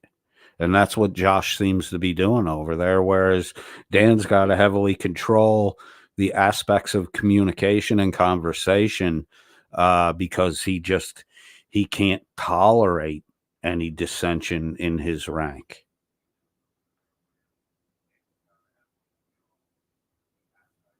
Dan's that household, right? If he had kids, I don't, Dan's wife that he had his daughter with is deceased. Where the fuck is Dan's daughter all day long? She a fucking ward of the state? She in some state-run boarding school? Who takes care of your fucking daughter, Dan?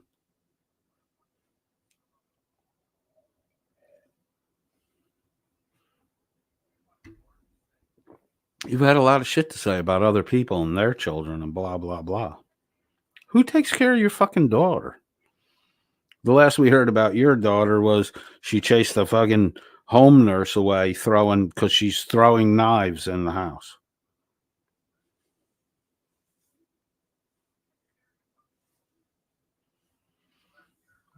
Strange. You have strange stories, Dan. Here, Of them. almost like it was not as much 30, 40 years ago.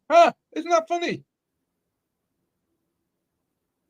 And if you look at the 1990s, It wasn't as much in dollar amount, but if you relativize the percent to the total income, you're working with the same fucking bite of the pie, regardless whether it costs $3,000 a year or 20 years later $60,000 a year. You can't compare dollar for dollar the buying power of a $1980 with the buying power of a $2023. Things cost more. Why? Well, a lot of the shit we used to do with human labor is now mechanized. Those machines cost fucking money.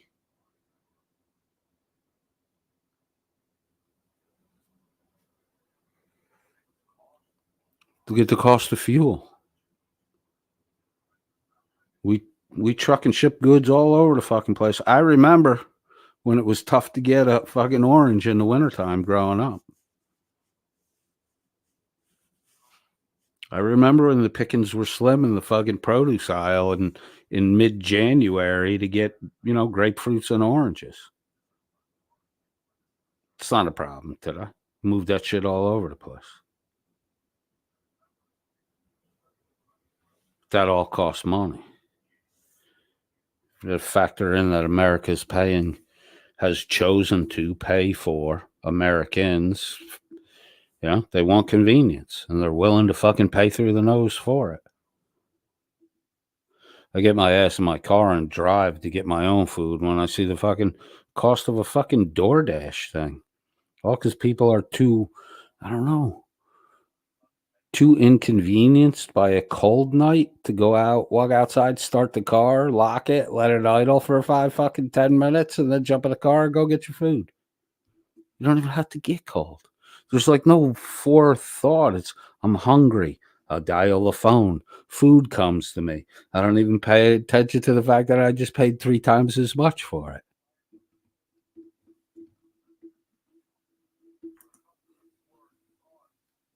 his law school cost 1988, Pennsylvania Law School.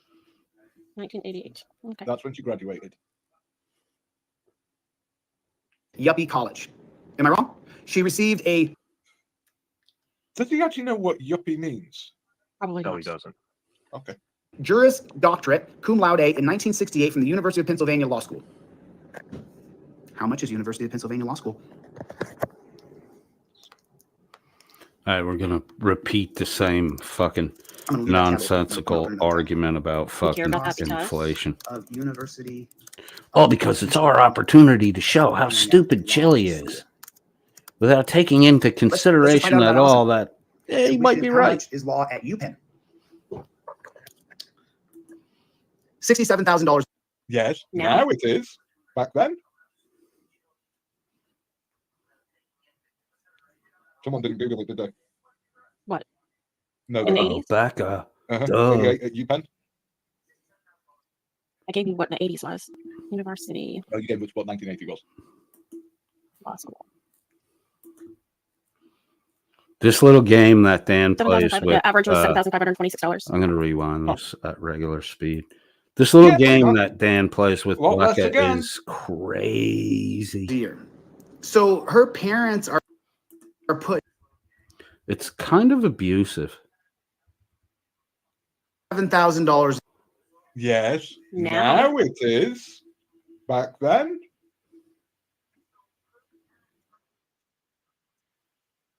Da-da, da-da, da-da, da-da. Someone didn't Google it, did they? Becca's fault. What? Becca's fault. No. You didn't Google it either, man. Uh-huh. 88 at UPenn. I gave you what the 80s was. University. No, you gave us what 1980 was. See, it's that kind of picayune shit. I gave you what the 80s was. No, you didn't. You gave me what 1980 was. Why don't you fucking do it yourself, then? Because nobody can do shit right in your eyes. So why don't you just fucking do it yourself? Skip the bitching, Karen.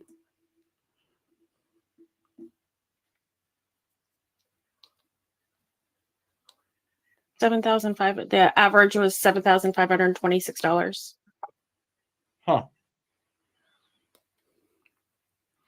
Yeah, funny that. A lot less again. Year. So her parents are putting out like $100,000 a year. Totals $100,000 a year to go to college. No, Chili, that's what parents are putting out now, not then. Now is different from then.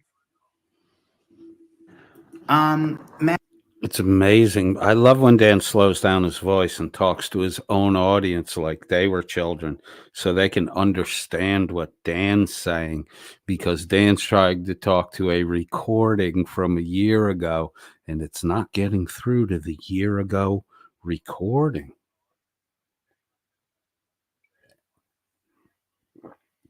Danny's communicating the relevant value in today dollars to today listeners. Now, if it was 20 years ago and he was talking to those people, it would be right to state it in 20-year ago dollar figures. But in order to communicate the value over time, the value increase, the where it is now, he uses the now figure. It's not, he's not doing anything. He's not doing the most accurate representation, but he's not really doing anything wrong. And again, I don't agree with the shit that Chili fundamentally says in his philosophies, but this method of presentation here it's not bad. It's better than Dan's fucking bullshit. React to something I saw a year ago and I'm reacting to it as though I had never seen it before because I'm too dumb to remember what I saw a fucking year ago. And if you're too dumb, Dan, your audience must be too fucking dumb.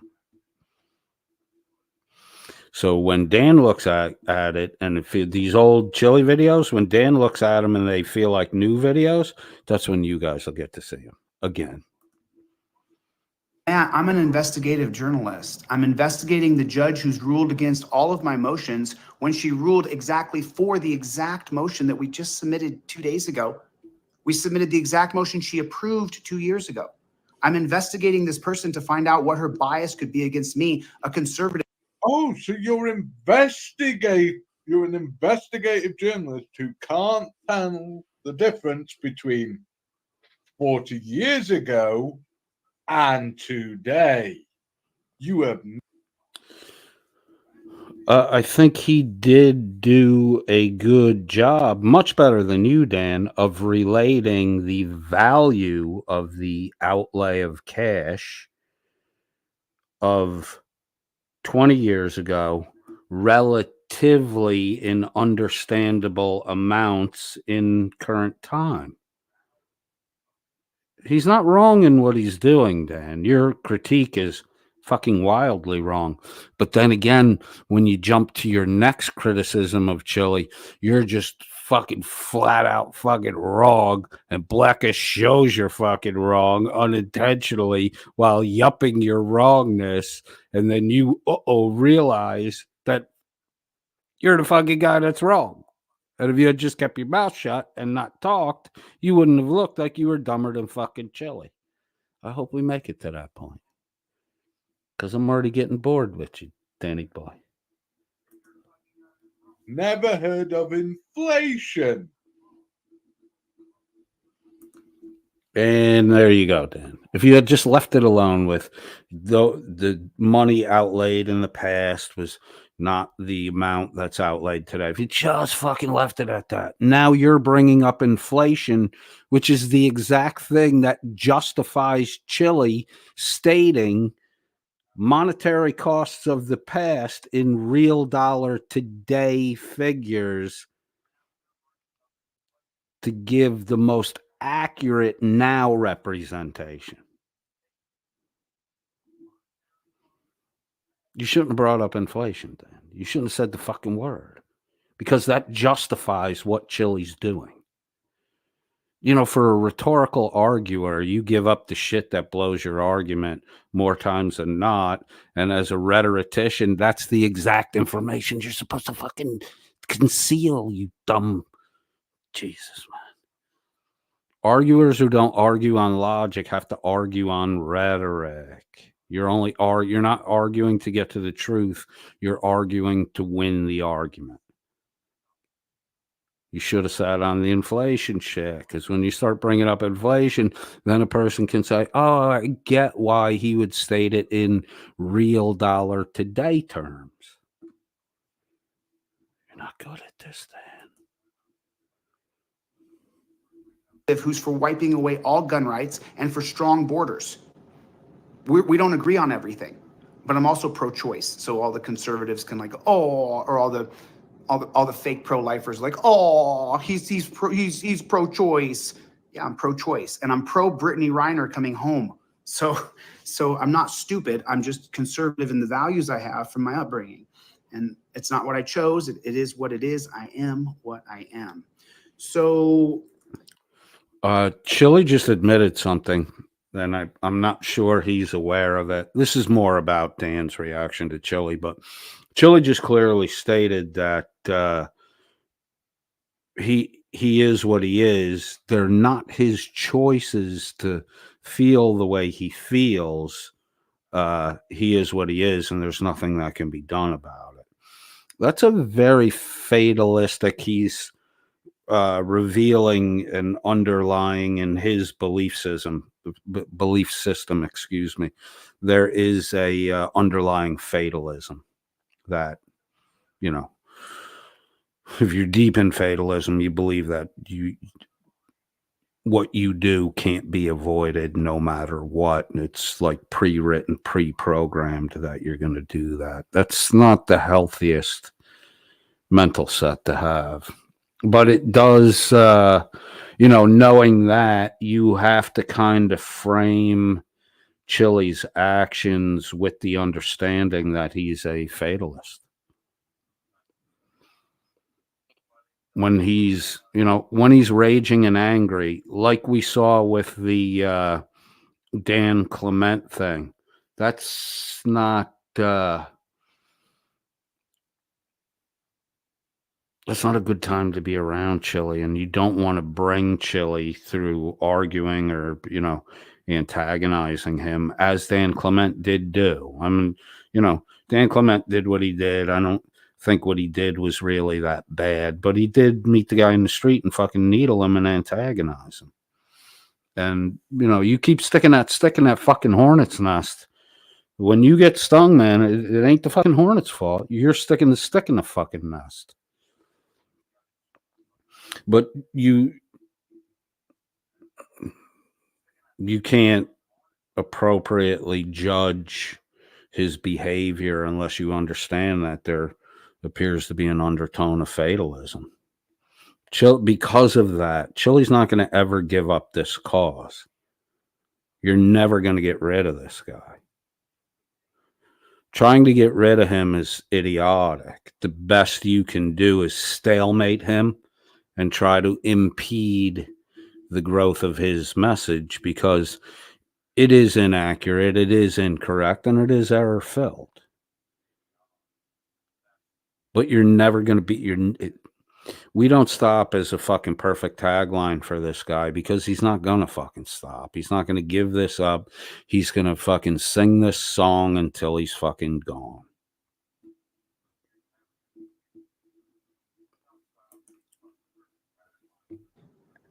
So then as we continue down here, it says, super entitled white woman from Boston. Let me turn off the comments really so I can read. Jealous. Sorry, guys. The expression of that might be the product of jealousy, but I think that's overplayed with Chili. You know, the East Coast people look at the West Coast like it's fucking loopy. You know, Californication, the freewheeling fucking California shit. the cost of everything, the stratification of society out there. And they look at us on the East Coast the same fucking way.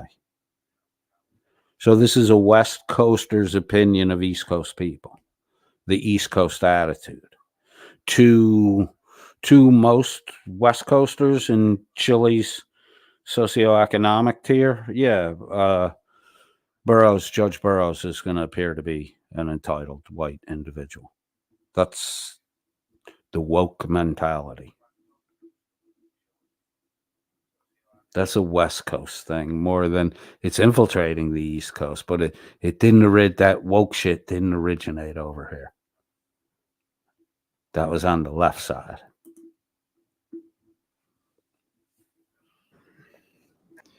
So it says she began her legal career as a law clerk for Judge Norman Shapiro of the United States District Court of Eastern Pennsylvania from 1988 to 89.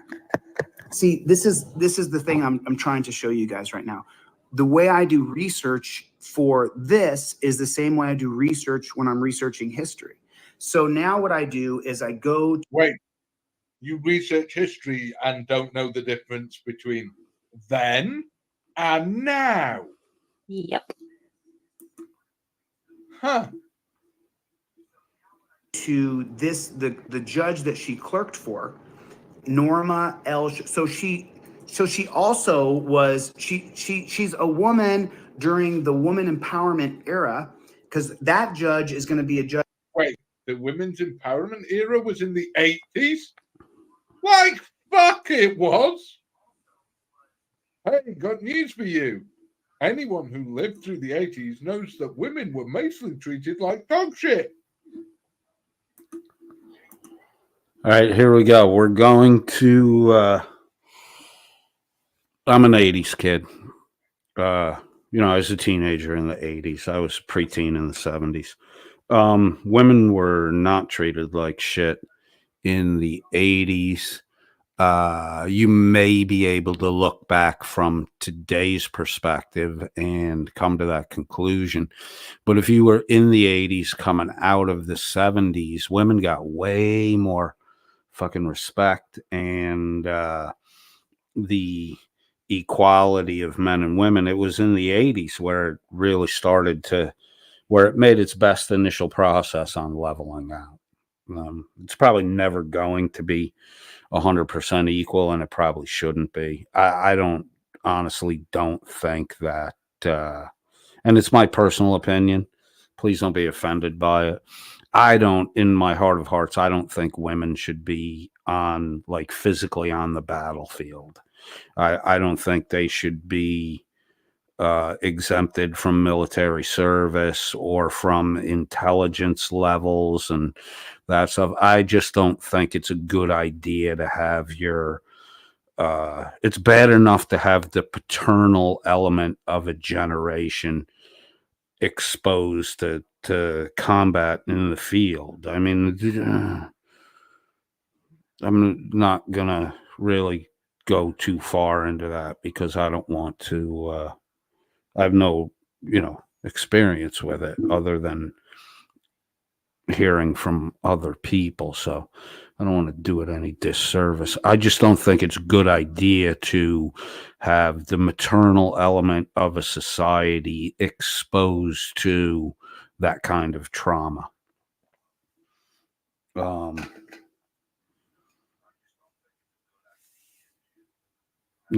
Fathers with physical deformities from war and the psychological that comes with that. I just don't think it's a good idea to have the maternal aspect of the culture traumatized in that same way. I'm not saying they're weaker or anything like that. I'm saying sane mothers are more important than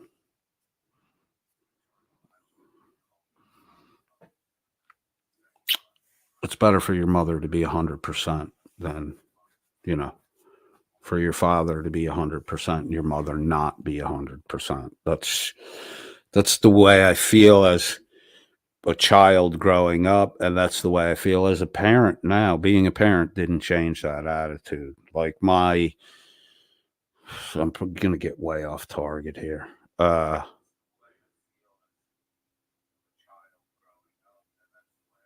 It's more important to me that my wife be happy and stable, secure in her everyday life than I be.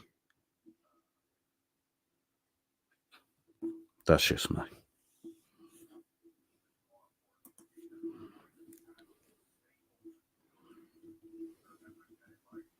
Hell, guess what? In the 1980s, have a guess what was not a crime. All right, so Dan's going to literally go ad absurdum. He's going to push the issue of treatment of women all the way out. He's going to come up with the most extreme, crazy fucking example he can come up with. And then he's going to literally meld it to the logical fallacy of hasty generalization. And this is how he comes to the conclusion that women were treated like shit in the 80s. I was there, Dan. You were a punk fucking kid. You were either a punk fucking kid or you were there too. And by punk fucking kid, I mean like considerably younger than. You're just a dick, dude. Rape. Raping your wife. Raping your wife. Here we go, Dan. Sexualize this issue too. Sexualize them all. Raping your wife. Literally, as a wife, you could scream no, no, no, no, no all the time you wanted. And the man could rape you and it was not a crime.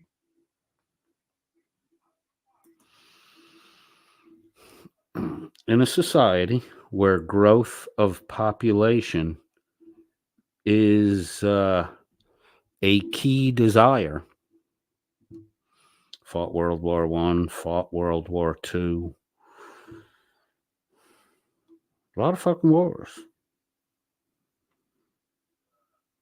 Replacement population. A country, a culture that needs to guarantee or build replacement population to defend borders, to man positions in the economy, and to make everything work, you need people. To defend everything from being overrun or taken by neighbors or, people from other parts of the world, you need a big population. When you're in need, see, one of the things that's really changed about sexuality in America, why we've gravitated to more liberal ideas about it, is we don't really need to replace the population.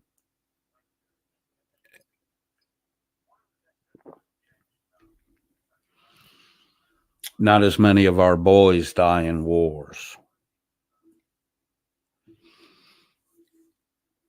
So as a culture reaches the point where it does not need to replace population at the rate it had in the past, sexual conduct that won't produce offspring becomes tolerable increasingly in a society. It is a method of birth control.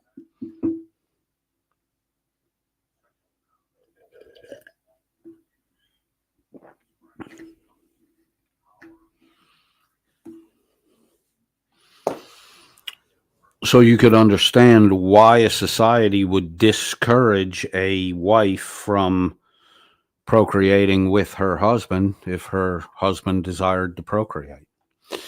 To give the opposite side of that equation, under Old Testament law in Israel, an Israeli man was not allowed to deny his wife intercourse if she desired to have it. What was Israel? Israel was the smallest and standout unique nation in the Middle East. So what did they need? They needed to produce offspring, grow in number. Hence the rule, the law in the Old Testament law, where a Israelite female could not be denied intercourse by her husband if she desired to have it, when she desired to have it. It happens in matriarchal and patriarchal cultures. It's to manage the growths of populations. But you got to take it way out to a fucking extreme, Dan, because you're perverted and proud, and it seems to be that you can only understand things from a perverted perspective. It's got to be about rape, right, Dan? And now you're going to give an extreme anecdotal speculative piece of evidence. You don't even have a real case. You're just speculating the harshest thing you can speculate. It doesn't prove that women were treated like shit in the 80s any more than they're treated like shit today, 100 years ago, 1,000 years ago, or 200 years in the future. It's still going to be the fucking same, depending on the need for more babies or less babies. And that's all a part of social planning, which, if you're not aware it goes on, it's been going on for a long fucking time.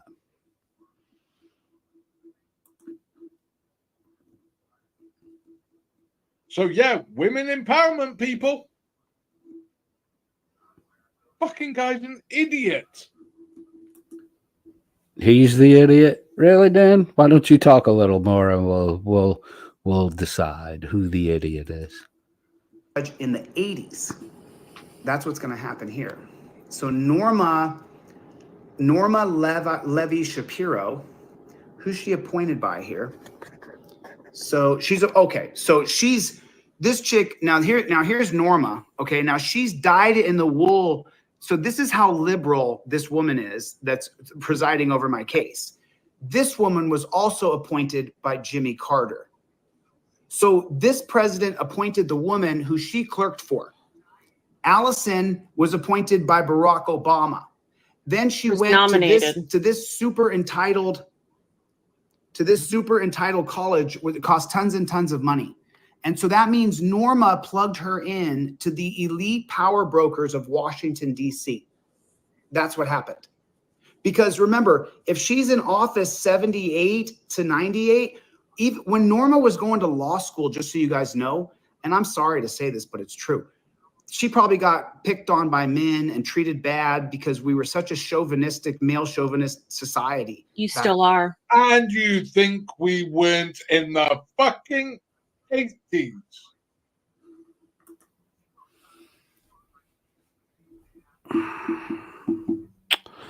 Get woke, go broke, Dan.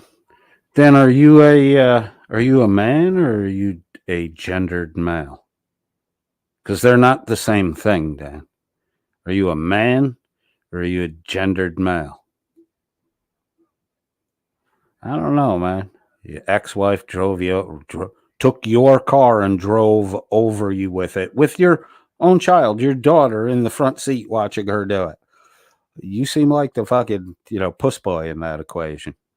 Then an intimate partner after that stabbed you in the knife with in the leg with a fucking 8-inch chef knife. Is that how you explain it? Dead. You talk and act like an asshole. You talk and act like you're a tough guy, but you got 3 women that almost put you under the fucking ground, and you think that's something to fucking brag about. You think that you managed to survive death attacks by 3 intimate partners, and you think that's something to brag about. What did it feel like when your wife was running you over? Not bumping you, not hitting you, running you over with your own fucking vehicle.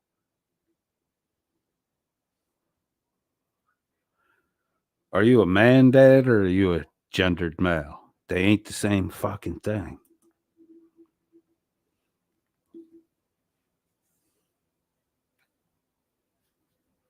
Really?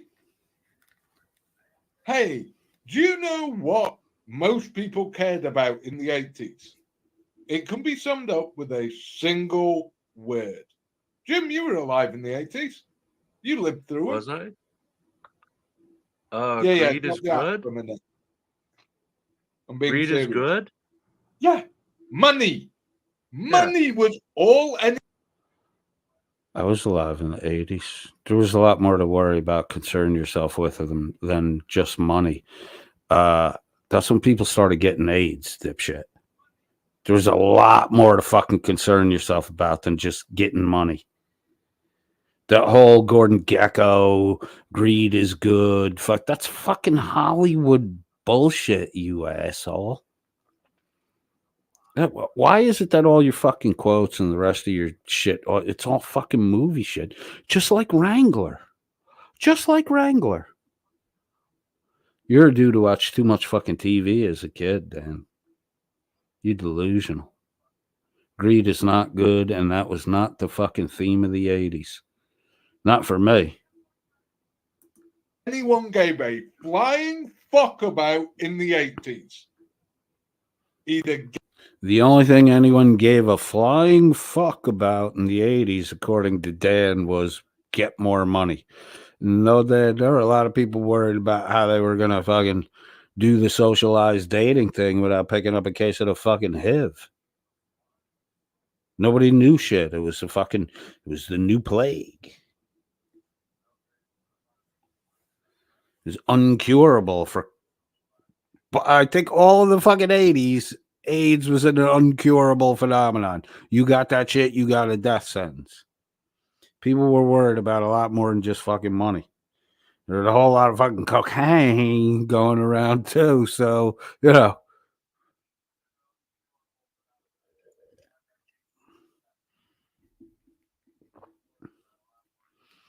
It wasn't just money, Dan. getting it, keeping it, or not having it. It was all money. Getting it, keeping it, not having it. It was all, as Dan says, money. He sounds like fucking Quincy, doesn't he? Dancy. It was money, Sam. Fucking retard. Dan, everything's about money because that's all you fucking money. See your little scroll ticker down here? Right, we have a raffle drawing on the 15th of December. Everyone participate in the giveaway. 'Tis the season. Give till your pockets turn out. Get bunny-eared by the WNN. Then if I wanted a fucking laptop, I would just go out and buy one. Why would I give you fucking money? You're not going to give it to any charity. You fucking know what your charity is, Dan. It's that fucking poker table you're at on Friday nights. And you a loser. 2 days later, wearing the same fucking clothes, Dan. It was the unbelievable age of just money, greed. Dan, I think you have the 80s and the 70s confused. The whole Gordon Gekko, greed is good phenomenon, that's the sign of the decline of that attitude. When that attitude makes it to Hollywood, it's over.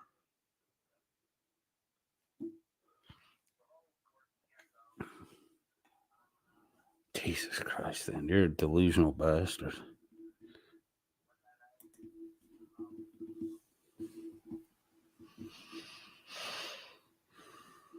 Then, I mean, you know, if you really want to go into to research history and understand, you know, women didn't even get the right to vote till 1920 with the 19th Amendment. So, you know, when Norma was going to college, she was probably picked on a lot and bullied a lot just because she was a woman getting a law degree.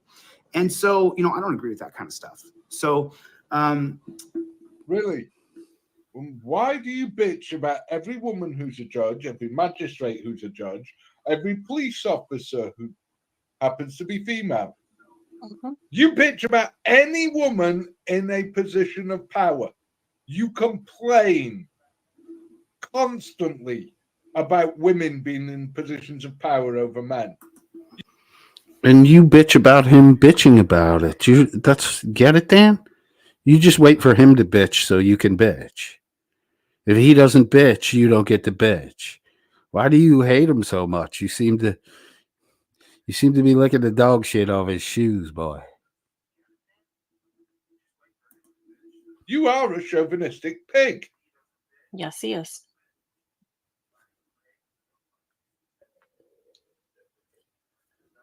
I personally don't care whether someone's a man or a woman or whatever they want to identify as. I don't fucking care.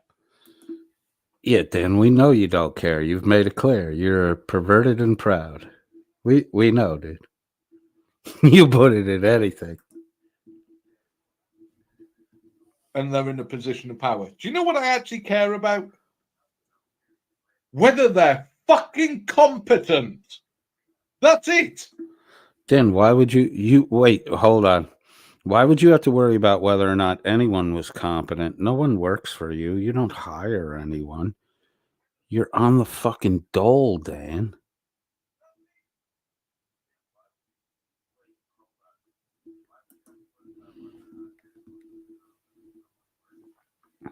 I don't give a shit what plumbing they've got. Why should I? Doesn't affect anything. No, you're a It's their proud pervert. competence A I hole's care a hole, about. right, Dad? A hole's a hole. So that means that she had to align really strongly with a particular kind of ideology to survive that. And so the ideology she survived that with. And remember, if Jimmy Carter is appointing Norma, well, let's just keep reading a little bit further. So this is Norma's biography, and Shapiro received a Bachelor of Arts degree, Order of Coit. She's clerked for George Horace Stern of the Supreme Court of Pennsylvania. So Norma here, she clerked for Judge Horace of the Pennsylvania Supreme Court. So now you go down and you take a look at, and you see who Mr. Horace was, and you find out what he was about. Why? Judge Horace was probably dead before Judge Burroughs became on the scene. I should have done this beginning, but I had the idea that at federal court, the laws would mean something, and a miscarriage of justice would be categorized as such. And in the interest of justice, I would be treated fairly, and I don't feel like I'm being treated fairly. So now let's take a You're a Yes, whiny Julie, bitch. and that's where you go wrong. Your feelings have nothing to do with justice. Uh-oh, Dan's going to prove how stupid he is. Justice is the fair and right application of the law, not making your fee-fees better. If justice is the fair and right application of the law, then you should be satisfied, which is a feeling. Satisfied is a feeling. It's not money. It's a feeling. It's a state of mind. If fair and right, the application of the law, you should feel satisfied at the end of this. That's a feeling, Dan.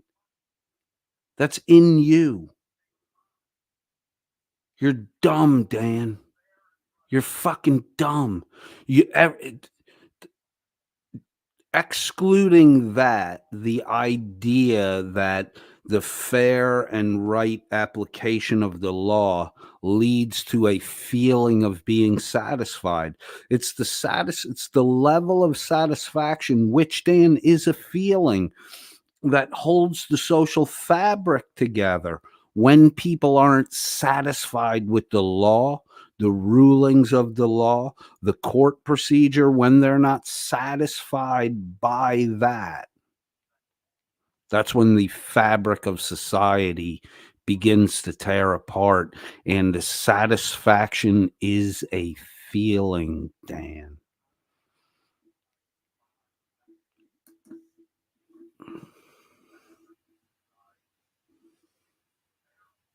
look at Judge Horace. Hey, let me jump this back because I want to make one more point. I don't feel like I'm being treated fairly.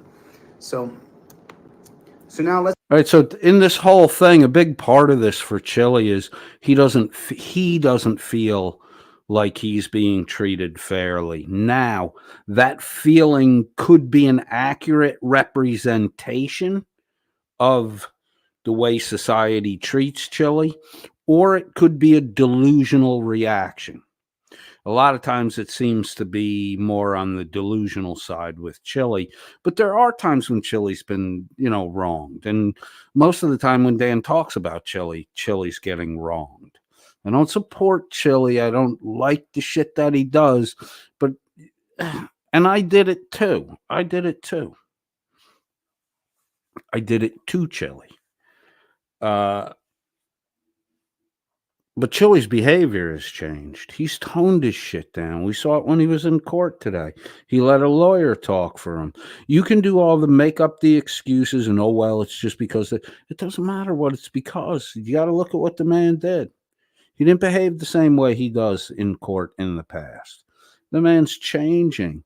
Dan's critique of the man who is changing isn't changing. Dan's just a monkey flinging fucking poo now. Dan is a monkey who will fling his own dung. And Dan dances. Dan's a monkey that dances for super chats. So if you want a monkey that dances and throws his own feces around, head over to fucking Welsh News Network and throw him. Well, you can't throw him a super chat because that monkey got himself demonetized. You can, however, PayPal him some cash or, stream elements, which is, kind of like, I don't know, Black and White Label peanut butter versus, Skippy.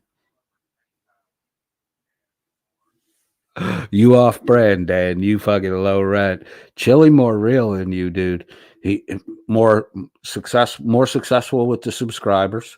Whether they're bought or not, Dan, you buy subscribers too. So he's out buying you. When it comes to marketing, he's out marketing you. He's got more subscribers than you.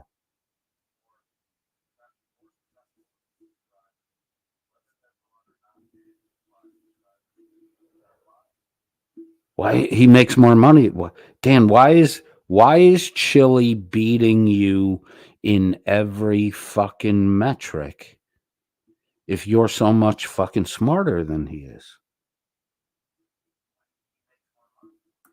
Let's take a Yes, Chili, and that's where you go wrong. Your feelings have nothing to do with justice. Justice is the fair and right application of the law, which should promote a sense of satisfaction. look at Judge Horace. So Dan is making the argument that feelings don't matter because they're just in your head, and that feelings are inferior to facts, truths. There is a truth about feelings. They are the most reliable thing you can count on. Fact. When you are sad, you are sad. Now, you may be able to feign sadness and fake people out, but you can't bullshit yourself. When you are sad, you are sad. That is a concrete fucking truth. When you are happy, you are happy. Concrete these are all emotions. Sadness, happiness, joy, and extreme emotion. When you are filled with joy, you are filled with joy. You can't fucking deceive yourself about that. It's not possible.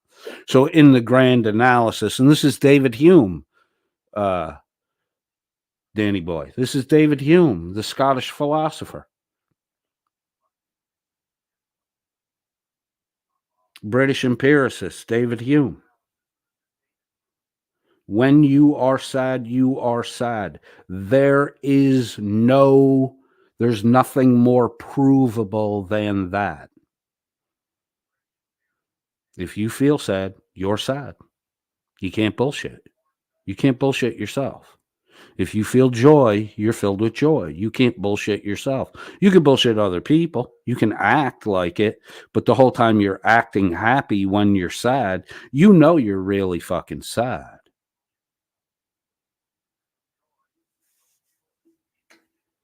You can't just throw feelings out the fucking window, especially when justice is a feeling of satisfaction with the way the law is written and applied. And you can't get around the fact that the essential worth of justice is the feeling component. You're just fucking dumb, Dan. And you just say shit to say shit. You don't think about anything you say, and you say dumb shit.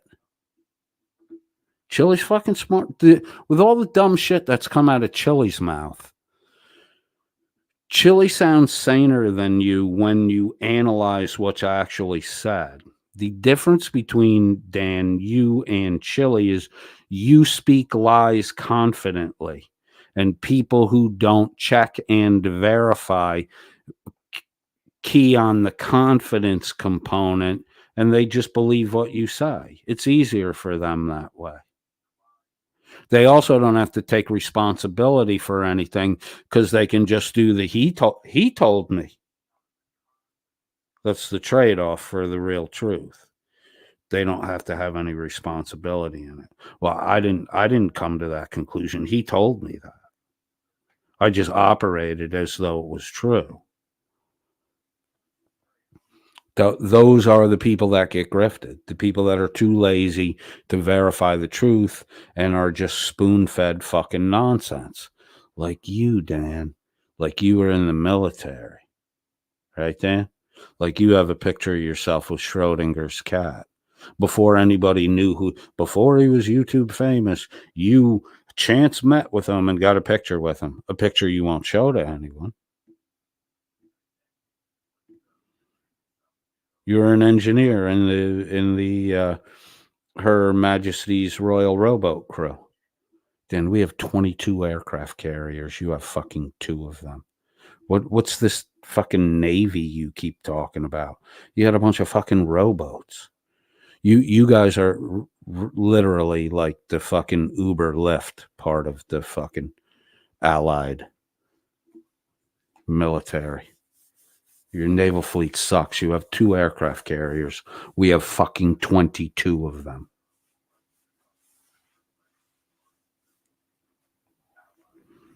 Literally floating fucking airports.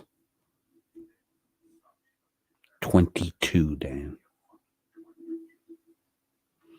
Your Navy sucks.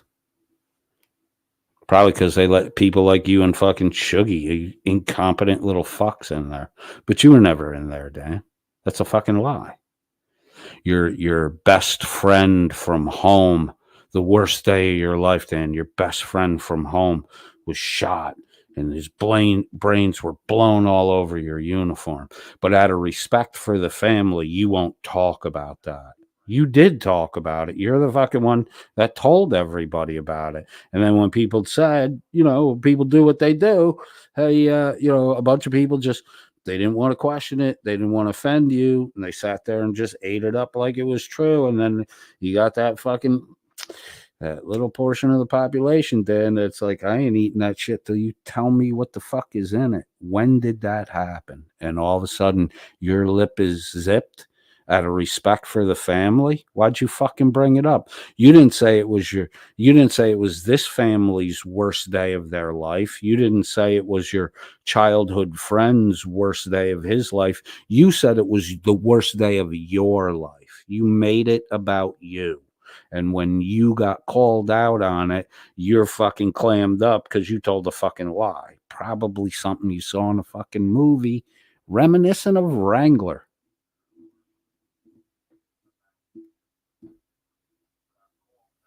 You tell a lot of fucking stories, Dan. Chili's looking like a more honest guy than you are. Succeeded by, he was Norman, not much information. It doesn't say who appointed him. Having served, let's just take a look at this real quick. So the Chief Justice, Principal Supreme, so he was Chief Justice. So Norma clerked for the Chief Justice of the Pit. Again, remember where we are. We're in the upper East America, in Northeast America, with these supremely yuppie liberals. And so everything's coming out of the Northeast. So born to a Jewish family in Philadelphia, University of Pennsylvania, UPenn. So I wonder, he went to UPenn Law, right? And he was the one that Norma clerked for. So now let's take a look at Norma here and see. Why is he doing this? Education and career, Philadelphia, UPenn. She went to UPenn too. And then when you go to Allison, he's making a case, which he's doing very well, showing how all this influence is concentrated in this group of people by virtue of the academic institutions they came through. It's not, he's doing a decent job of proving out his point. And I do agree that there is power concentrations in the country, and I don't have a fucking problem with it. I really don't. Chile seems to have a big problem with it. I think because Chile wants to be involved in it and he's excluded from it, and because of his criminal background at a younger age, he's been excluded from it his entire life, and he's going to be excluded from it his whole life. That's what his dreams of running as a third-party candidate, that's the dream of inclusion. That's the delusion that there's still a door that could be open to him. It's a big problem for Chile. If Chile humbled himself and stripped down his message to the bare essentials that needed to be there, he has the charisma to make some headway in the. He'll probably never see Chile will never see the overturning of Terry versus Ohio, but he could be, if he, like I said, stripped everything down, Spartan, focused only on the necessary. He has the kind of charisma to attract future talent to him. And it could be something that, he in a generation had an impact on. But Chile's in a big rush because he thinks, if you don't get rid of a law, if you don't get it amended by a certain amount of time, it's impossible. It gets difficult as time goes by because so many precedents are built on it. But it's not impossible. It's never impossible.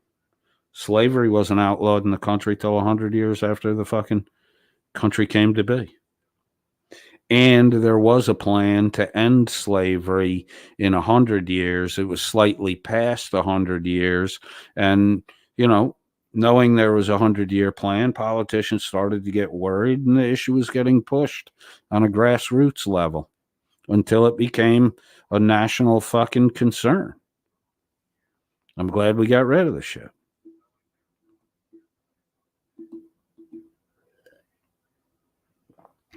But if you want to affect the law amendment level, you have to be able to think a generation out. You have to sacrifice some of the forward movement today to make sure you're situated to survive, because it can take a long fucking time. But Chile wants to hold that fucking trophy up, and that's really never going to happen for him. Or the chances of it, I don't want to kill the guy's fucking dream. The chances of it happening are, directly related to him are, slim to none. There's a slight chance.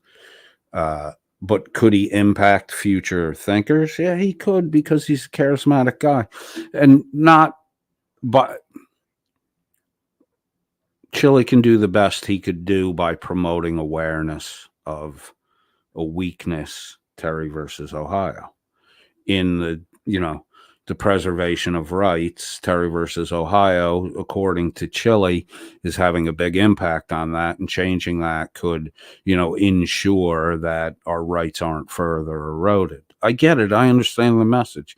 I kind of agree with it, but, I'm in a place in society where I don't want to hamper the fucking police. I want the police to be able to get their fucking job done. I think they do. I think they do a better than decent job, and I think they're a social necessity. So that's where I don't agree with a lot of Chile shit. I don't agree with any of Dan's fucking tactics. And well, at least you know what Chili's aiming for. He's trying to get Terry versus Ohio overturned. Right? He's got a clear goal. He's got messaging that's working. The moths are being attracted to the flame, right?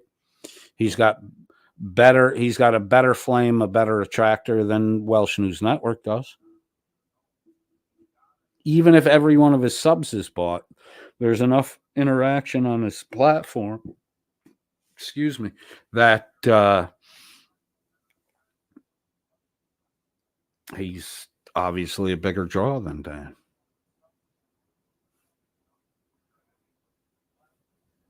Both the Welsh News Network audience and the Delete Laws audience seem to lack in education. The Welsh News Network crowd appears to be slightly smarter than the Delete Laws crowd, but reading through the comments, just, you know, spelling, grammar, punctuation, all that shit, they're not that fucking bright. They're not that bright. And there's, you know, there's a lot of fucking messages in there that even in the context of the presentation of the YouTube creator, the comments don't make any fucking sense. Like, here's an idea. Welsh News Network side chat people, proofread your comments before you hit the fucking post button. What's your fucking rush? Maybe if Dan slowed down and stayed 20 minutes behind on the fucking comments, you know, he'd get a better quality of comment posted. Look at the comments in our side chat. Compare them to the comments you see in the Welsh News Network side chat. Our people are a lot fucking smarter. That's why there's less here. Get it? There are way more dumb people in the world than smart people. So if you're trying to draw the smart to you, which is, you know, you have to build a fucking core that way. Otherwise, your shit's going to fall apart on you. We got the better core. Danny, your core's a little rotten. Little rotten. And the main cohesive factor in your side chat, Danny, is sexual perversion.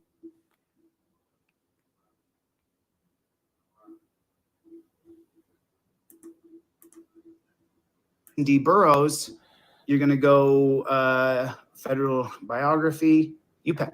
She went to UPenn as well.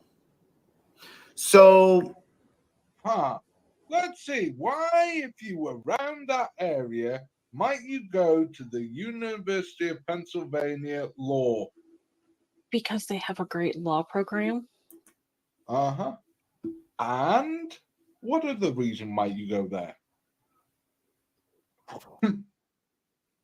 Because you couldn't afford Harvard or Yale.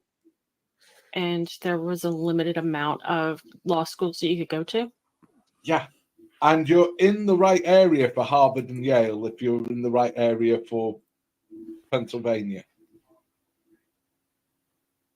But yet they don't go to Harvard and Yale.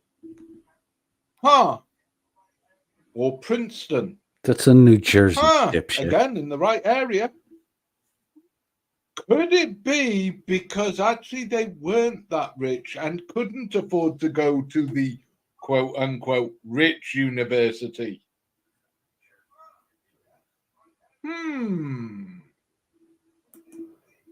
I hate when Dan does that thing. It's like he, I don't know, is getting off on something.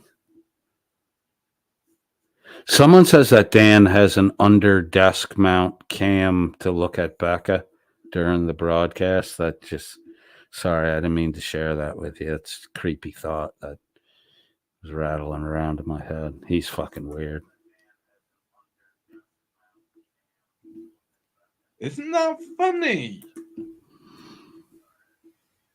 Kind of goes against Chili's whole narrative. It is chilly. Do we want a quick What you're break? talking about is a long.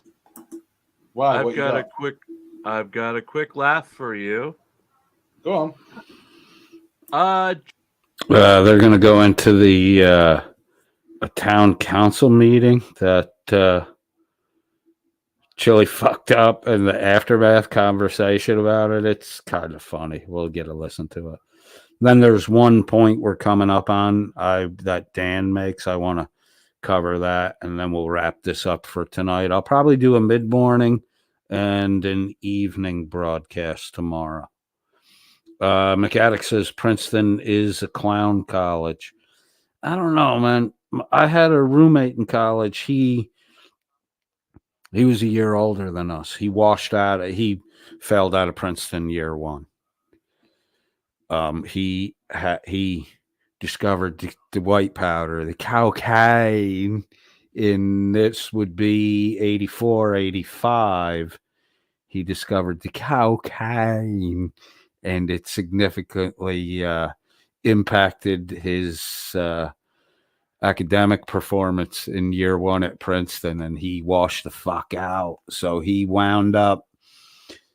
transferred to the college I was going to, because he did so bad at Princeton, he had to repeat his fucking everything he took the first year at Princeton. And he left Princeton because, he had to get away from the fucking people. Otherwise, he wouldn't have been able to get away from the cocaine. And motherfucker, that dude was smart as a fucking whip. He fucking dominated at our college. And he answers to the CEO of a mid-tier healthcare company. Not a top tier, but a mid-tier. Like mental health, their insurance covers a specific part of the mental health benefits. He does really fucking good for himself. Princeton might be a clown college, but I got a friend who washed out of there, and he was still pretty fucking smart, man. Really fucking smart. Rebel says blue waffle.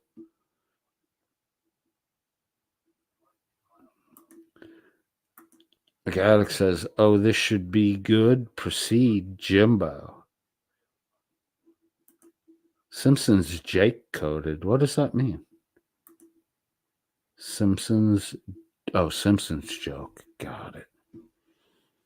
What did I miss? I didn't watch enough of The Simpsons when I was fucking younger. I watched like the first 2 seasons of South Park, and then I don't know why, I just stopped watching it. Rebel says, my niece went to Princeton. She's a real dipshit.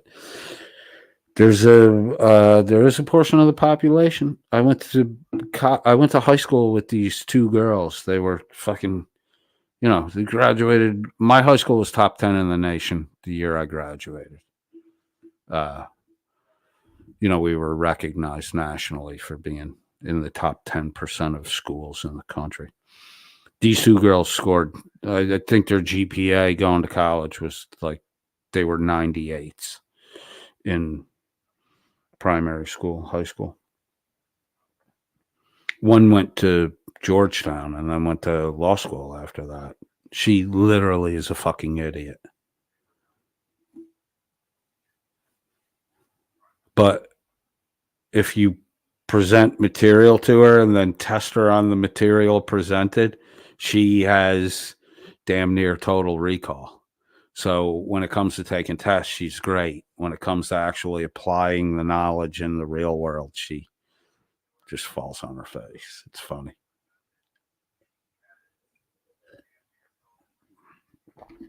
Those people are out there. If you're like that, become a teacher. That's why teachers become teachers. They're good at rote memorization. And James Freeman actually just won and lost an injunction in his case versus the New Mexico Albuquerque ban on firearms. The judge just issued a ruling stating that he would likely succeed on the Oh, merits sorry. of his Second Amendment Oh, I did it again. prevention of carrying firearms in parks and all that.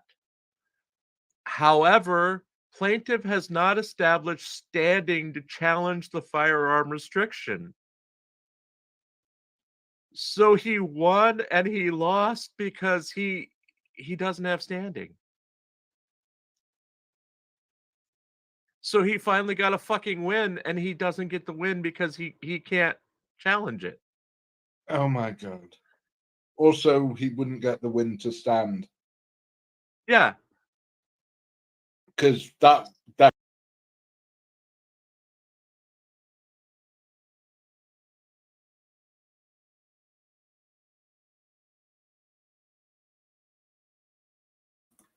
Muted. I know. Don't tell me. I got it. I caught it. Hopefully you get this before you start. Oh, I fucking lost track. He doesn't have standing. Oh, so James Freeman won and lost the same case. Jimmy, that's not fucking possible, bro.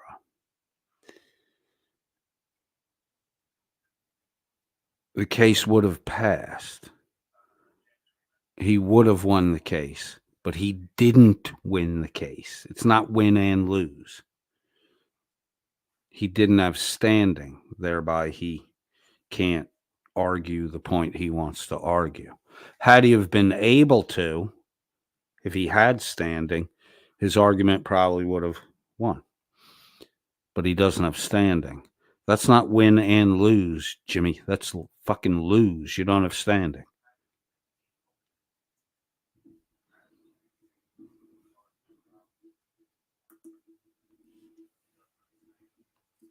So he finally got a fucking win and he doesn't get the win because he can't challenge it. oh my god. He finally got the win, but he doesn't get the win because he can't challenge it. You might as well claim to win the Seahawks game for the Seahawks this Sunday, Jim. Your team of fucking losers. Go ahead and claim that you won the Seahawks game for the Seahawks, but you didn't win. You did win, but you can't claim your win because the Seahawks won't allow you inside the fucking stadium. See how that works out for you. So many people are willing to say you won the fucking game. God. Also, he wouldn't get the win to stand. Yeah. Because that definitely would be appealed. And he wouldn't get the win to stand. There is no fucking win, you dumb shit. How dumb are you guys? There is no win because he doesn't have standing, so he can't get in the fucking game to play. If you ain't playing in the fucking game, you're not a winner or a fucking loser. You're a bystander. He's a bystander. He's now a bystander. He was told he was a bystander and not allowed to participate, don't have standing. Therefore, you lose. he would lose on appeal because the judge is an idiot. There's allowed to be restrictions on where you can carry a firearm. Well, they're saying that the defense hasn't proven that there was existing bans on, or sufficiently proven that there was existing bans on firearms in places where children gathered. What? Yeah, that's why they say yeah, that judge is a fucking idiot. Yeah, that's the likelihood of success on the merits of his Second Amendment claim. But basically, yeah, again, he got the win, but he doesn't have the standing to get the win. So fuck you, James Freeman. Jim is such a fucking loser that he celebrates when other people lose. What's fucking wrong with you, Jim? Seriously, you're beginning to get fascinated with exactly what A was wired up wrong from the beginning with you, or what you somehow managed to break in your mental capabilities that's kept you a 52-year-old man that lives still in his mommy's house with other siblings and 13 fucking cats. Jim, are you chained to a heavy object? Come on camera, Jim. Blink if you're being held captive.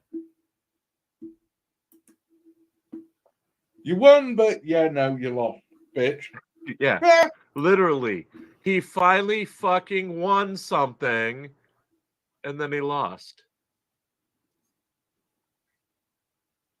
It feels like the Seahawks game last week. Oy, oy, oy.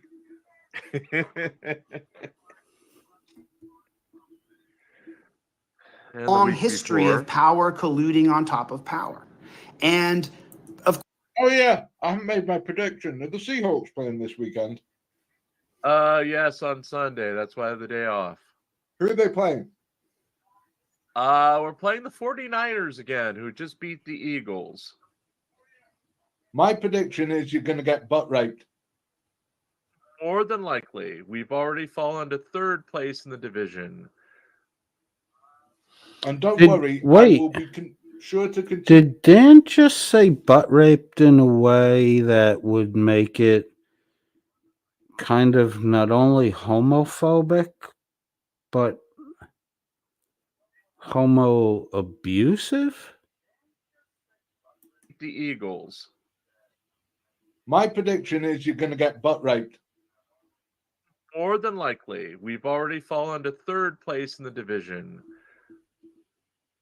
And don't worry, I will be sure to continue the jinx and contact you during the match. Okay, then. I don't know how to score that. Is butt raped worse than being raped in another orifice? Would that be the better of the rape options or the worst of the rape options? I just don't. Is there a scorecard for the perverted and proud world? Where do we get the? Have the rules been codified yet? These guys just still, is Dan shooting from the hip, so to speak?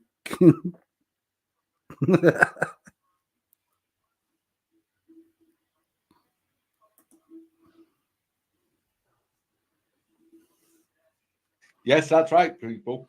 Every time I contact Jim during a match where his beloved sea chickens are playing, they lose. Well, it's not just during the match or during the game. Sorry. We don't have fucking tennis is a match, you dipshit. What? Why can't Dan say playing? Why does he say play ink? Is there? What happens that? I just realized he's replacing G's with K's.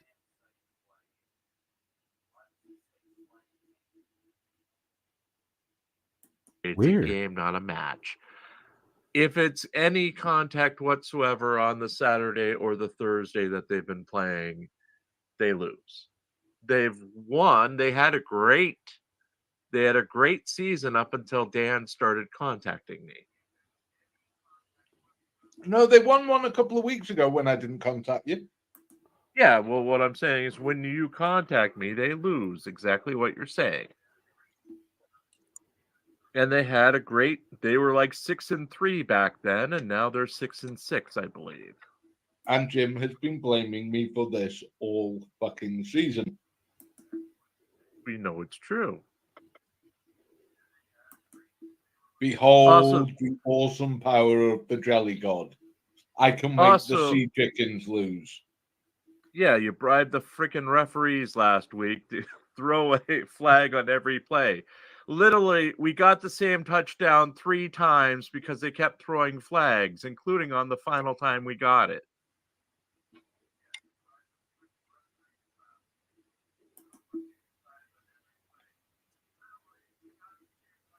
course, Judge Burroughs isn't afraid of my appeal or anything I can do to her, because when I appeal the case, which eventually that will happen, when I appeal the case, when she rules against me, then it's going to be one of her judges. And then what you have to find out on the appeals because when we appeal, it goes to multiple judges, it goes to a judge panel, and then that judge panel will make a determination. But as you can see, they all may be looped in together. So we have to take a look at that judges panel and see where those judges are affiliated from. Because remember, there's this thing called alumni when you have a proper upbringing with two parents and they send you to $100,000 a year school. There's this thing called an alumni association. Oh, only people with two parents can afford a nice school? All right, let's hear Chili's comment again, because now Black is in on the fucking twisting, weird interpretation of shit that never got said. On the appeals because when we appeal, it goes to multiple judges, it goes to a judge panel, and then that judge panel will make a determination. But as you can see, they all may be looped in together. So we have to take a look at that judges panel and see where those judges are affiliated from. Because remember, there's this thing called alumni when you have a proper upbringing with two parents and they send you to $100,000 a year school. There's this thing called an alumni association. Oh, only people with two parents can afford a nice school? It's not even close. It's not even close to what he said. He said, excuse me. I gotta get a cough drop. He said when you have two parents and they put you in a $100,000 a year school, what you're saying, Blacka, Chili didn't fucking say it all. And then you and Dan go on a little rant about it, and it has nothing to do with what Chili actually said. He's making a comment specific. You're inverting it and making it bigger than what he actually said. He didn't say anything about people who don't have two-parent families. He said something about people who do have two-parent families that are able to afford $100,000 a year for college tuition. That's the group. You're making it about other people. It's where you go wrong all the fucking time. It's part of comprehending. When someone sets a group and defines the group, you are going to lose your argument if you add individuals to that group that don't meet the group definition. What about people with only one parent? He's talking about families with two parents. You don't. Oh, only people with two parents can afford a nice school? Okay, so now all the one parent shit now is fucking nonsense talk. Oh, what we're seeing here is this. Hang on, I got a problem. What? I've got to ring my son up and tell them, and my daughter, tell them that they need to leave their nice schools. Well, my son especially, because he literally only has one parent. Same.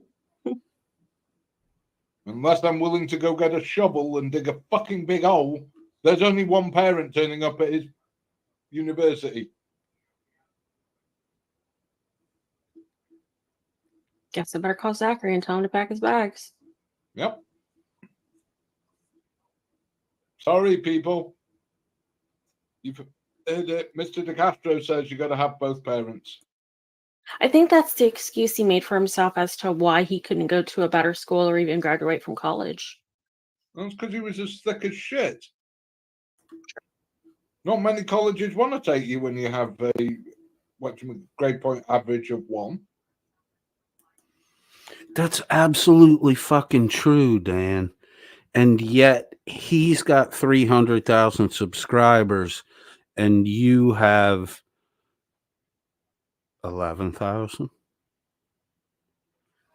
That's why he's making $15,000 a month. Now, granted, gross revenue on a piece of paper that's folded 3 times, a trifold, with information on it that's really not worth the value of the printing cost. And he's selling $15,000 worth of those a month. And you're begging and running a fucking grifto scheme, illegal lottery dressed up like a fucking church raffle, Dan. Why is he beating you in every fucking metric? Why is he beating you in every fucking metric if he's so fucking dumb, Dan? How dumb are you? The dumb guy's beating the fuck out of you.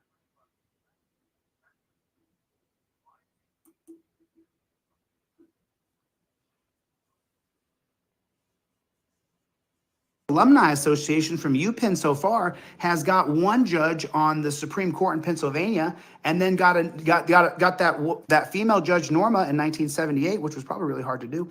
And then they got the judge Allison D. Burroughs appointed by Obama. And remember, these people are not being appointed by nobodies. I mean, she's being appointed by Barack Obama, and Norma is being appointed by Jimmy Carter. So that's the definition of statism. When power is colluded together from one source in a centralized location, that's called statism.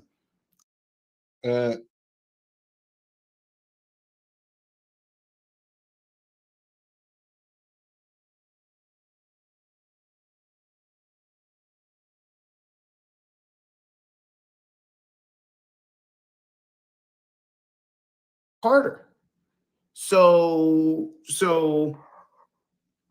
that's the definition of statism. When power is colluded together from one source in a centralized location, that's called statism. No.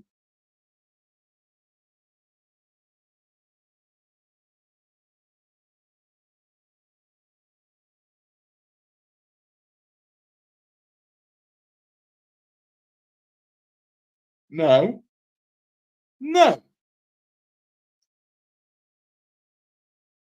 And that's what you guys are seeing. This is literally statism. That's what it looks like to me. So now let's keep reading a little bit more and see how much further down. So now we know that this is Oops, sorry. I left the mic muted because I had my little fucking cough. In a centralized location, that's called statism. Right, when so power is colluded. My bad. I'm sorry. That's the definition of statism. Just listen to Chili's definition of statism now. Dan's no. None of that shit means anything. Just Chili gives a very simple definition of statism. Just pay attention to it. Power is colluded together from one source in a centralized location, that's called statism. Power is colluded together to a single source in a centralized system, that is statism. That's how Chili's defining statism. Is Chili right? Is Chili wrong? Dan's shouting no, that Chili's wrong. Maybe Dan will define statism. Let's see what Dan has to say. No.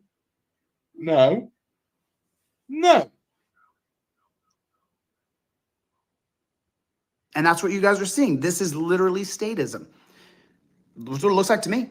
So now let's keep reading a little bit more and see how much further down. So now we know that this is a very Northeast liberal yuppie community of people who are stacked on top of each other for generations. And they're all going to see my video and be like, oh my God, woe is he talking about Allison as though she's being unjust to him. Yeah, that's what I feel like. And I'm a reporter, so I'm reporting to my people that I feel like she's being unjust. I feel like she's this. Yes, Chili, but you're trying to equate your feelings to facts. The two are not the same. One only exists inside your head. The other is real. Dan goes with the feelings and facts things again. Dan, feelings aren't real. That's sociopathic, right? Is that Dan doesn't believe feelings are real. Dan believes that feelings are of no value. They are not facts. Maybe maybe Dan has no feelings. Maybe Dan has been taken advantage of, manipulated by someone with, a feelings thing. The reality is, when you feel happy, you are happy. That is a fact. That's a concrete ground floor build on top of that fact.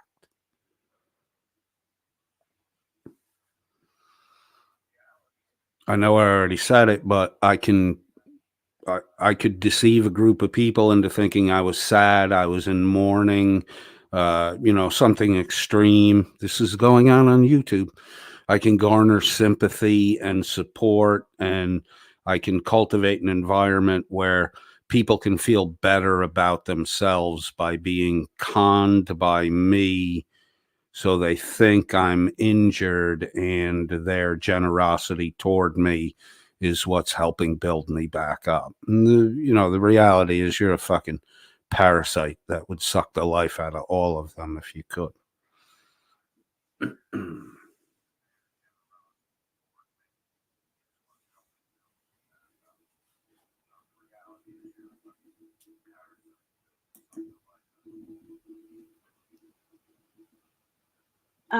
Linux guy, I'm not exactly sure how to explain it, but it's like a central control of a state by the government. Can you explain it better? Uh-oh. Did Becca just say exactly what Chili said? Because when Chili was giving the definition, if you roll back and watch it, Becca's, you could see she's reading what Chili said. She's looking to find something that states something different. And you could tell by the look on her face, she can't. She never should have fucking answered Linux guy's fucking post. This was dumb. And then she reads the definition of statism that she forgot she didn't want to read, and she confirms that Chili was correct. Better? So I'm not exactly sure how to explain it, but it's like a central control of a state by the government. Can you explain it better? Jan's fuming. Now he's got to wait. It is? Yeah, it's that's very different from how I know it. Hold on. Let me look up Google. Dan doesn't know what fucking statism is. A political system in which the state has substantial centralized control over social and economic affairs. Yeah, it's called communism. Not necessarily. But yeah, that is an example. But what a lot of people mean when they call someone a statist, which is what they've called Chili, isn't that they're supporting statism. It's all about states' rights, and they believe the states should be more powerful than the federal government. Got it. Dan just made up a total fucking lie. Dan redefined what statism is. Chili gave a definition. Becca went to the internet, Googled statism.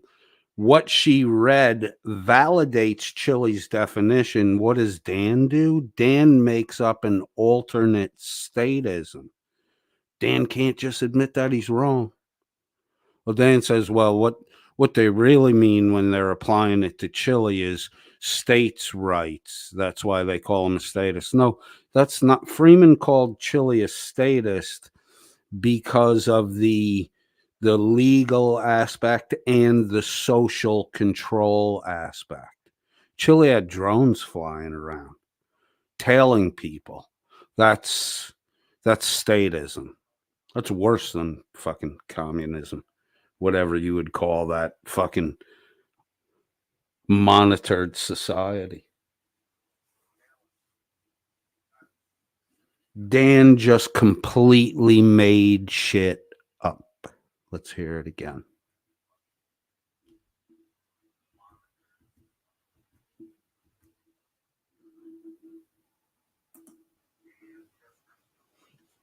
But what a lot of people mean when they call someone a statist, which is what they've called Chile, isn't that they're supporting statism.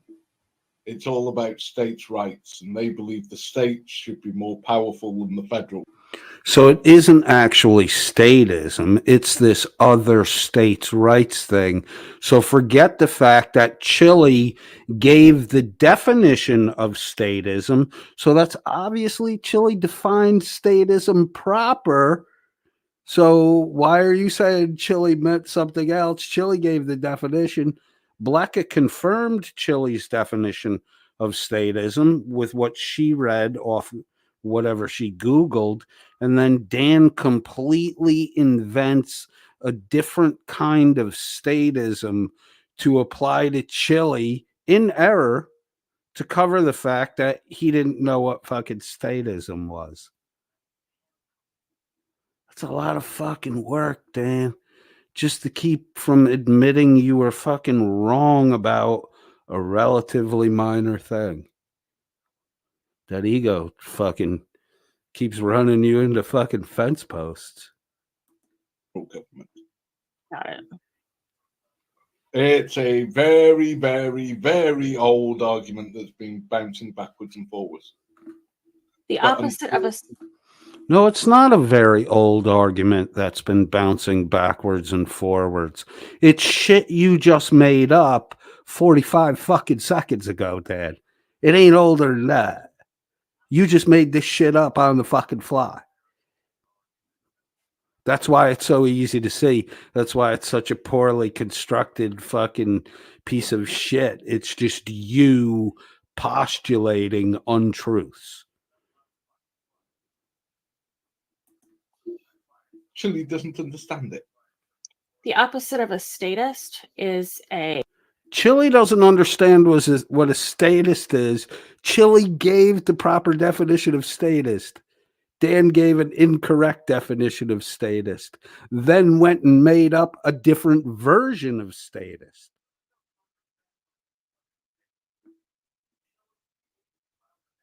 anarchist. Uh-huh. See, communism was a statist regime. Fascism was a statist regime. Dictatorships are statist regimes. So North Korea and China. Wait a minute, you left out monarchies. Dad, why'd you leave out monarchies? Monarchies are statist regimes. Their social stratification is super control. Difficult to move between levels. You left out you fucking monarchies there, Danny boy. Oh, that's right. You're in a monarchy. I get it. I understand. Are statists? Yep. Absolutely. It's not just because it requires two things. It's not just the political power all being in one place. It's all the social stuff as well. It's when the government is running both political and the social.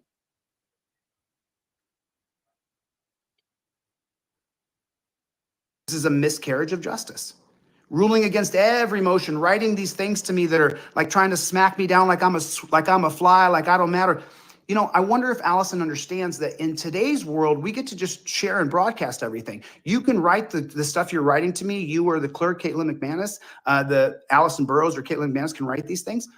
However, I can broadcast what you write and what you say. I just can't film in the courtroom. And why anybody, let me turn the chat on real quick. Put a 1 in the chat if you think we can't put a 1 in the chat if you can't, if you think we can't film in the courtroom because they're trying to hide things. Just put a 1 in the chat if you think that. Put a 1. You might think that, but it's actually to do with the witnesses and Protect their identity. It's for the protection of fucking witnesses and jurors. One in the chat if you think that you can't film your trial because they're trying to cheat you. Why can't you record it? Why can't I plug in my audio recorder and then be willing to be subjected to certain things being omitted, people's names, people's date of birth, and things like that? Why can't I? How come I can't bring my recorder in the courtroom? And Allison D. Burroughs is going to be now subjected to 2022 media. Allison, I want anybody who has information about Allison D. Burroughs, especially enemies of her that she created along the road, especially conservatives. I'm sure she cheated conservatives. Silly. Yeah, think that the woman who's gone through a Senate confirmation hearing to be a federal judge really gives a flying fuck of the scrutiny you're going to give her. Are you fucking kidding me?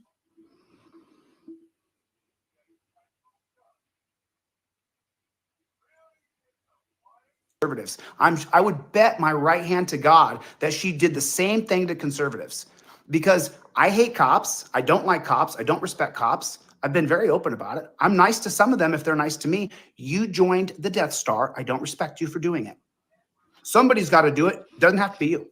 It takes a good man to do that, to put torture cuffs on another person. So I believe, what I think is this journalist right here with 800 videos, I believe Allison D. Burroughs is watching. And 800 videos. Ooh, wow. Yay, 800 videos. I must be good at this. No. Watching my videos, she sees that I hate cops. I think they're scum, and she's ruling against me constantly. That's what I think. So remember, this is him saying he has 800 videos and he still hasn't worked out how to share screen. Yep. He has to literally film the screen with his mobile because he couldn't work out StreamYard. A program so simple it has never taken me more than 3 minutes to show somebody how to use it. Hey, Dan, so why didn't you give him a call and help him out? Why you got to be such a fucking prick all the time? I'm impressed with the way Chili maneuvers 2 handheld cameras. Chili's using lower tech, but for him, easier manipulated to get the shots he wants to get. And he was good at doing that.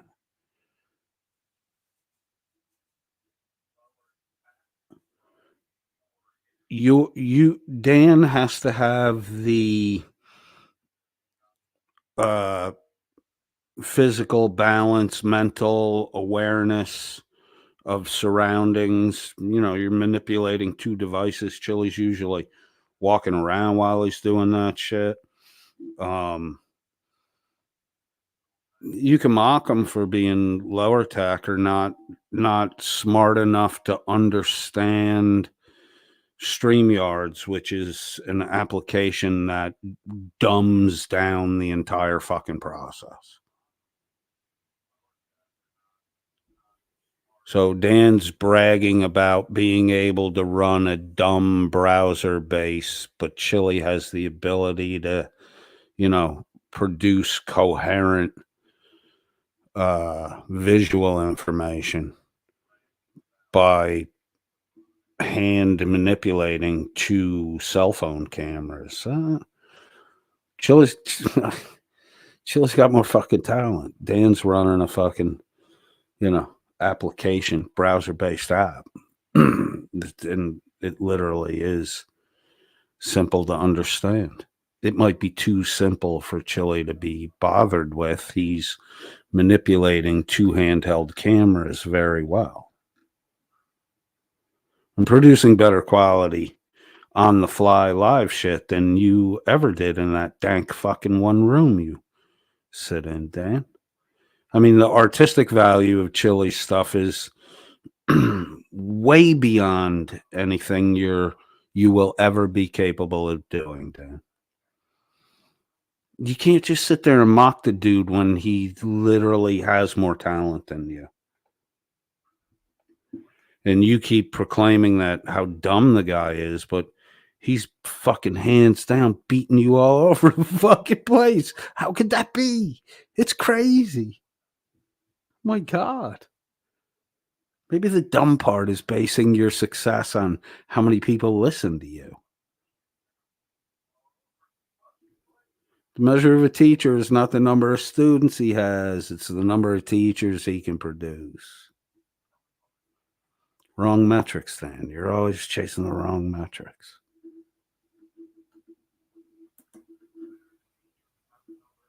Mm-hmm. That's my position. Am I allowed to say it, or am I going to get a U.S. code 18? Is that what's going to happen to me? I've said that I feel like I'm being treated poorly, that I'm not getting justice. Oh man, let's keep researching more about Allison D. Burroughs. So far, you're not researching her. You're researching people she never knew. Yep. The one that Shapiro nominated, clerked for. You have no fucking information linking that Hayes, I think the judge was. You have no fucking info linking Hayes with Burroughs, except for the fact they went to the same law school. Never mind the fact. Wait, you think an intermittent party in between two people, one who knows both parties while the outside parties don't know each other? You think there's not a high chance that if they're graduates of the same college years apart who may or may not have known each other, don't you think the person in between would bring you two together? Hey, I got these two friends that went to the same fucking college, but they're 5 years apart. They never knew each other. I'll introduce them. They're alumni. That shit happens all the fucking time. How can you do? And you know it, Dan. It was multiple decades apart. Someone find that where I want film in the courtroom 100%. That's one of the missions of delete laws, so it's highly likely that they met. Charitable function. They're in the legislative field, in a specific niche of it too, the court system. They're judges. They have friends in common. They went to the same college.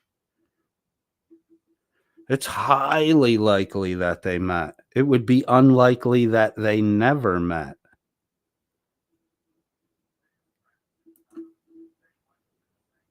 So everybody hit the like button, please. Everybody hit there's 250 people in here and 50 likes. Hit the like button. Hit the like. Yes, who wouldn't like, without exception, that all court cases must be filmed? I mean, come on. We all want to see that woman who got raped multiple times at a party having to testify before the entire country. I mean, that's what we want, isn't it? We're all... No, Dan, it's not what we want. But here you go again with the argumentum ad absurdum, and you got to push it all the way out to a court case, anecdotal, fucking hypothetical, fucking shit you make up. That we want to televise. Chili didn't say anything about televising this shit. Chili said recording it. You're talking about playback. Chili didn't comment on that at all. He wants it recorded because Chili believes that people behave differently when they know they're being recorded. He's not wrong in that.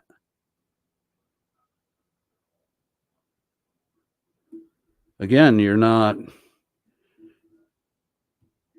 tracking what he's talking about, and you're making shit peripherally one step. It's Chili's walking east, direct east, one step at a time. You're walking with him, but every third step you take one step to the south. How long do you think you're going to fucking be there with him? You're tracking off on fucking shit you're just making up. You're not even talking about the shit he says half the time.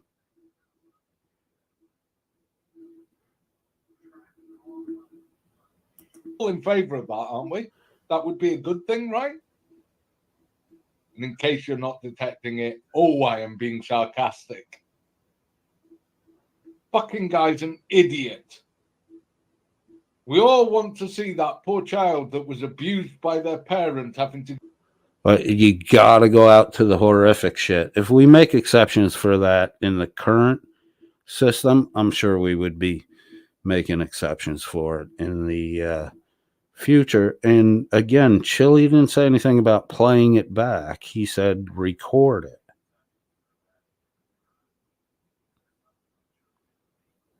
Because Chili thinks that cameras affect human behavior and that people are probably going to act more honestly knowing that their actions are being recorded. Chili's not wrong.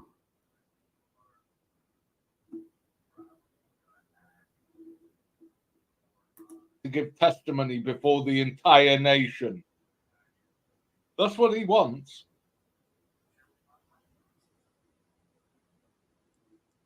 Fucking arsehole. Button. Hit the like button. Ooh, let me report that.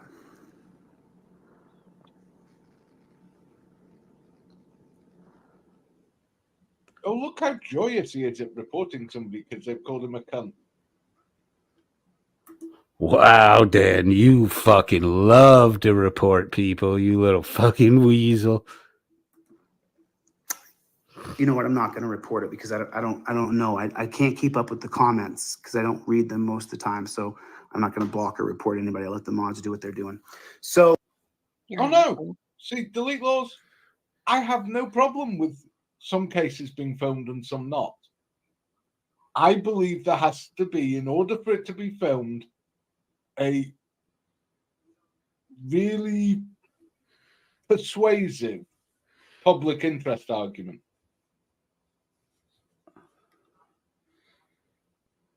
If there's no public interest, it shouldn't be.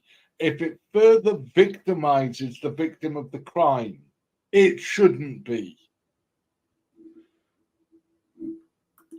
Further victimizes the victim of the crime. Who decides that?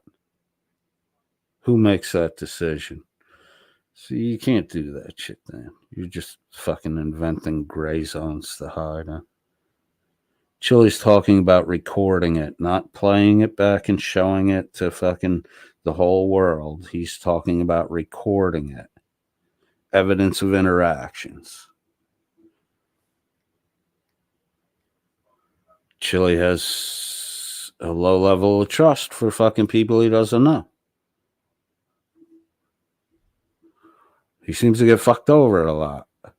It's, you know, those attitudes go hand in hand. And then you chase the good people away in your life and you wind up with fucking having to deal with dirtbags. That's where he got himself to.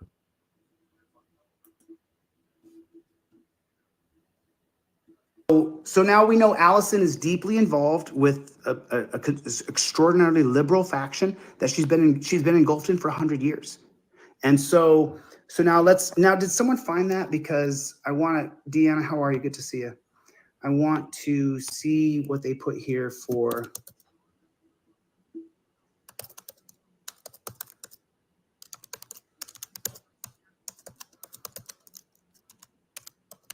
Boston Police Detective Award.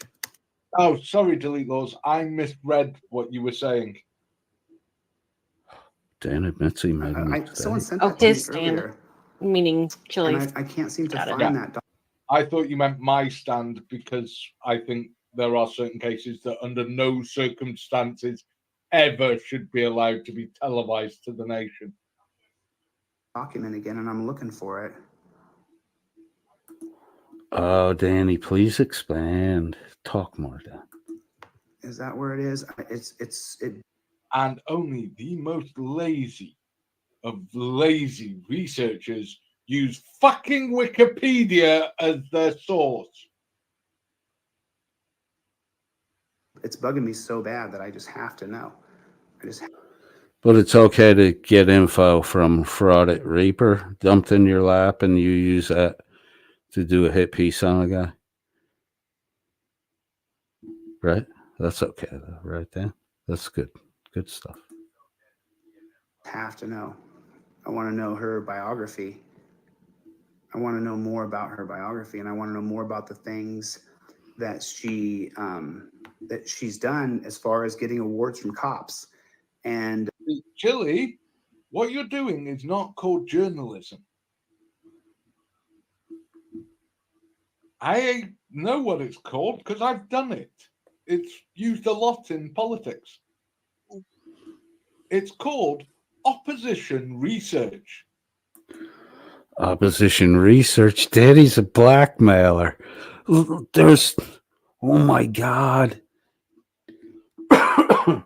Opposition research is, Dan's going to describe it here. He's accurate in it. He's also indicated that, this is the kind of shit that he did. It's more than likely made up, but he has this attitude like, he's got a green light to dig into people's pasts. Opposition research.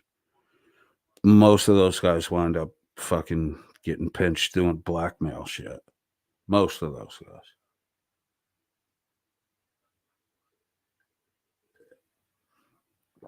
In fact, if I remember correctly, it's amazing that, you're starting to see this grifter connection between Welsh News Network and Irish Demon. And it looks like these delete D laws emails with the extra D in there were coming from Danny.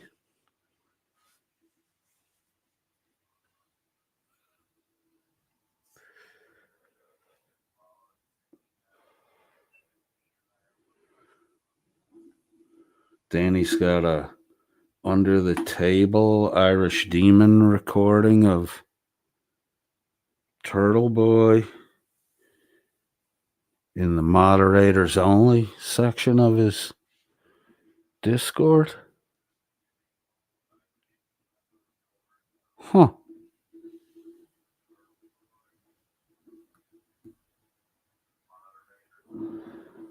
There's a Grift thing going on. There was, this is the it's emails sent to Irish Demon, about Chili hiring a Irish lawyer to sue him.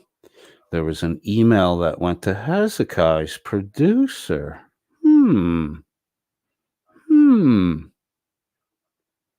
There was an email that went from Dan to Chili. Confirmed. Dan admitted he sent it. Literally blackmailing Chili to remove copyright strikes from Dan's use of Chili's broadcasts, or Dan would pay tens of thousands of dollars to Chili's relatives, cousins, mother, ex-girlfriends, employers. He would pay them for affidavits. I mean, fucking man, come on.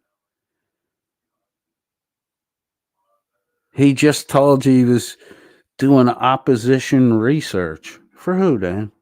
For who? You mean you a fucking blackmailer?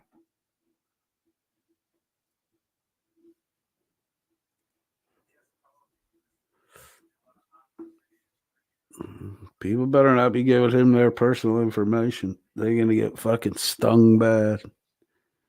He's a fucking con man.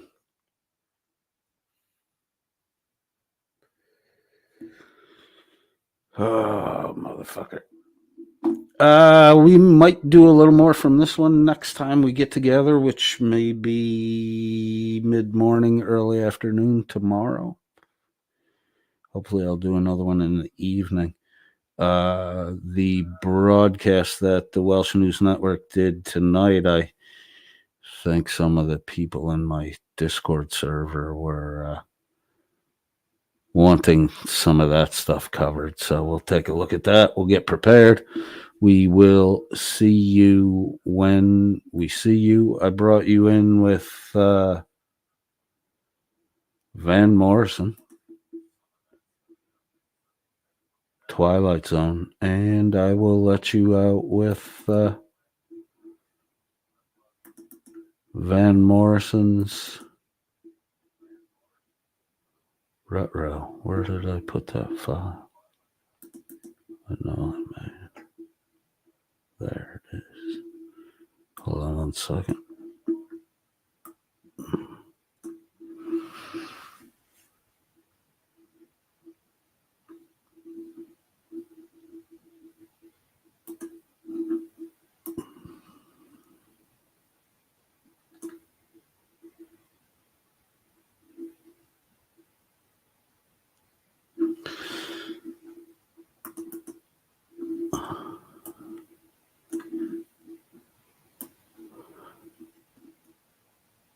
Oh, I see what I'm doing.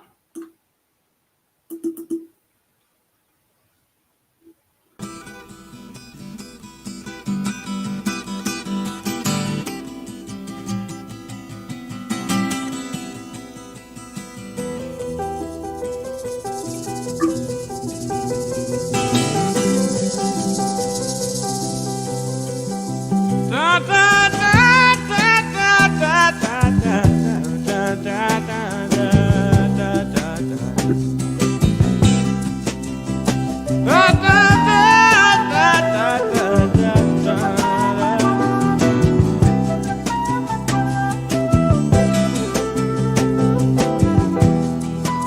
When you were a child, you were a tomboy. Your soul satisfaction.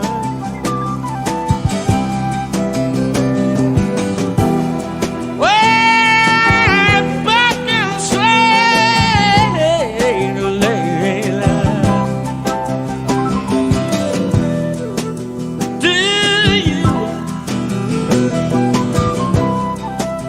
remember, darling?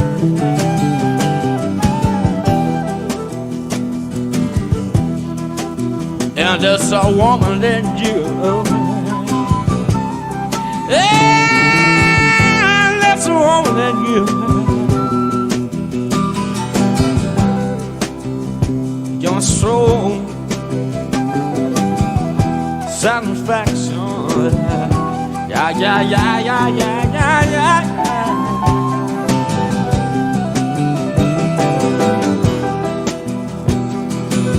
It'll take a child and you'll know the woman you are one. We're going out in the country, get down to the real soul. I'm in the real soul people. I'm talking about the real soul people.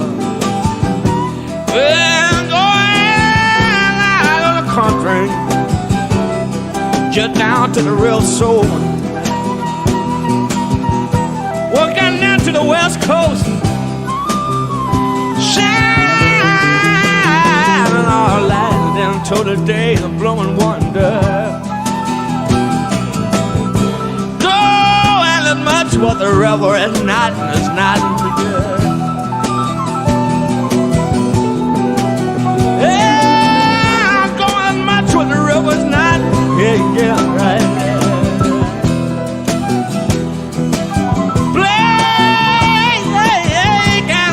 Eternals standing with the sisters of mercy, looking for the beaten fleece. William Blake and the Eternals standing with the sisters of mercy, looking for the beaten fleece.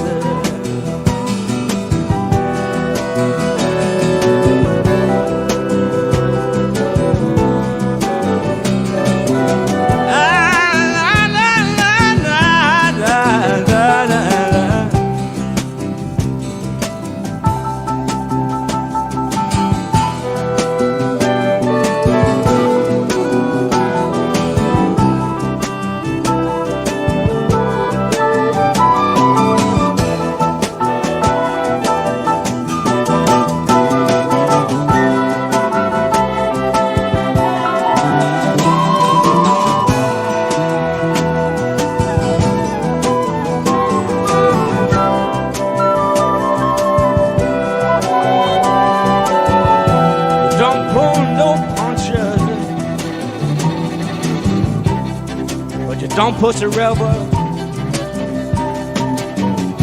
You don't pull no punches. And you don't push the river. You don't pull no punches. And you don't push the river. No, no. Go and match with the river at night. We're going out in the west, down to the cathedrals. We're going out in the west, down to the beaches, in the city of the Mercy, behind the sun. Oh, behind the sun. And William Blake in the city of Mercy, looking for the beaten fleece. You don't pull no punches, going much with the river at night. Yeah, the river at night, on the river at night. Going much, going much with the river at night. No. Don't pull no punches, and you don't push the river, no. Don't pull no punches, but you don't push the river nowhere. You don't pull no punches, but you don't push the river nowhere. You don't pull no punches, but you don't push the river.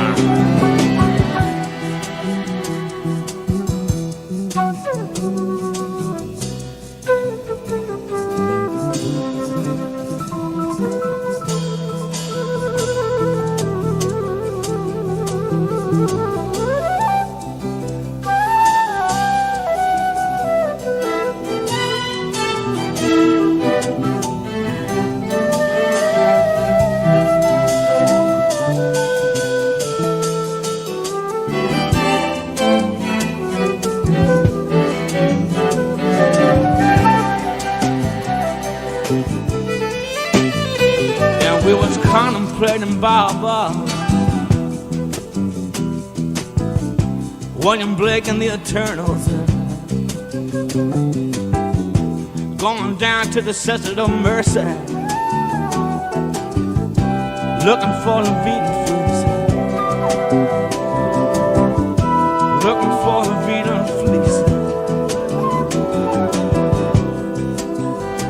looking for the beaten fleece.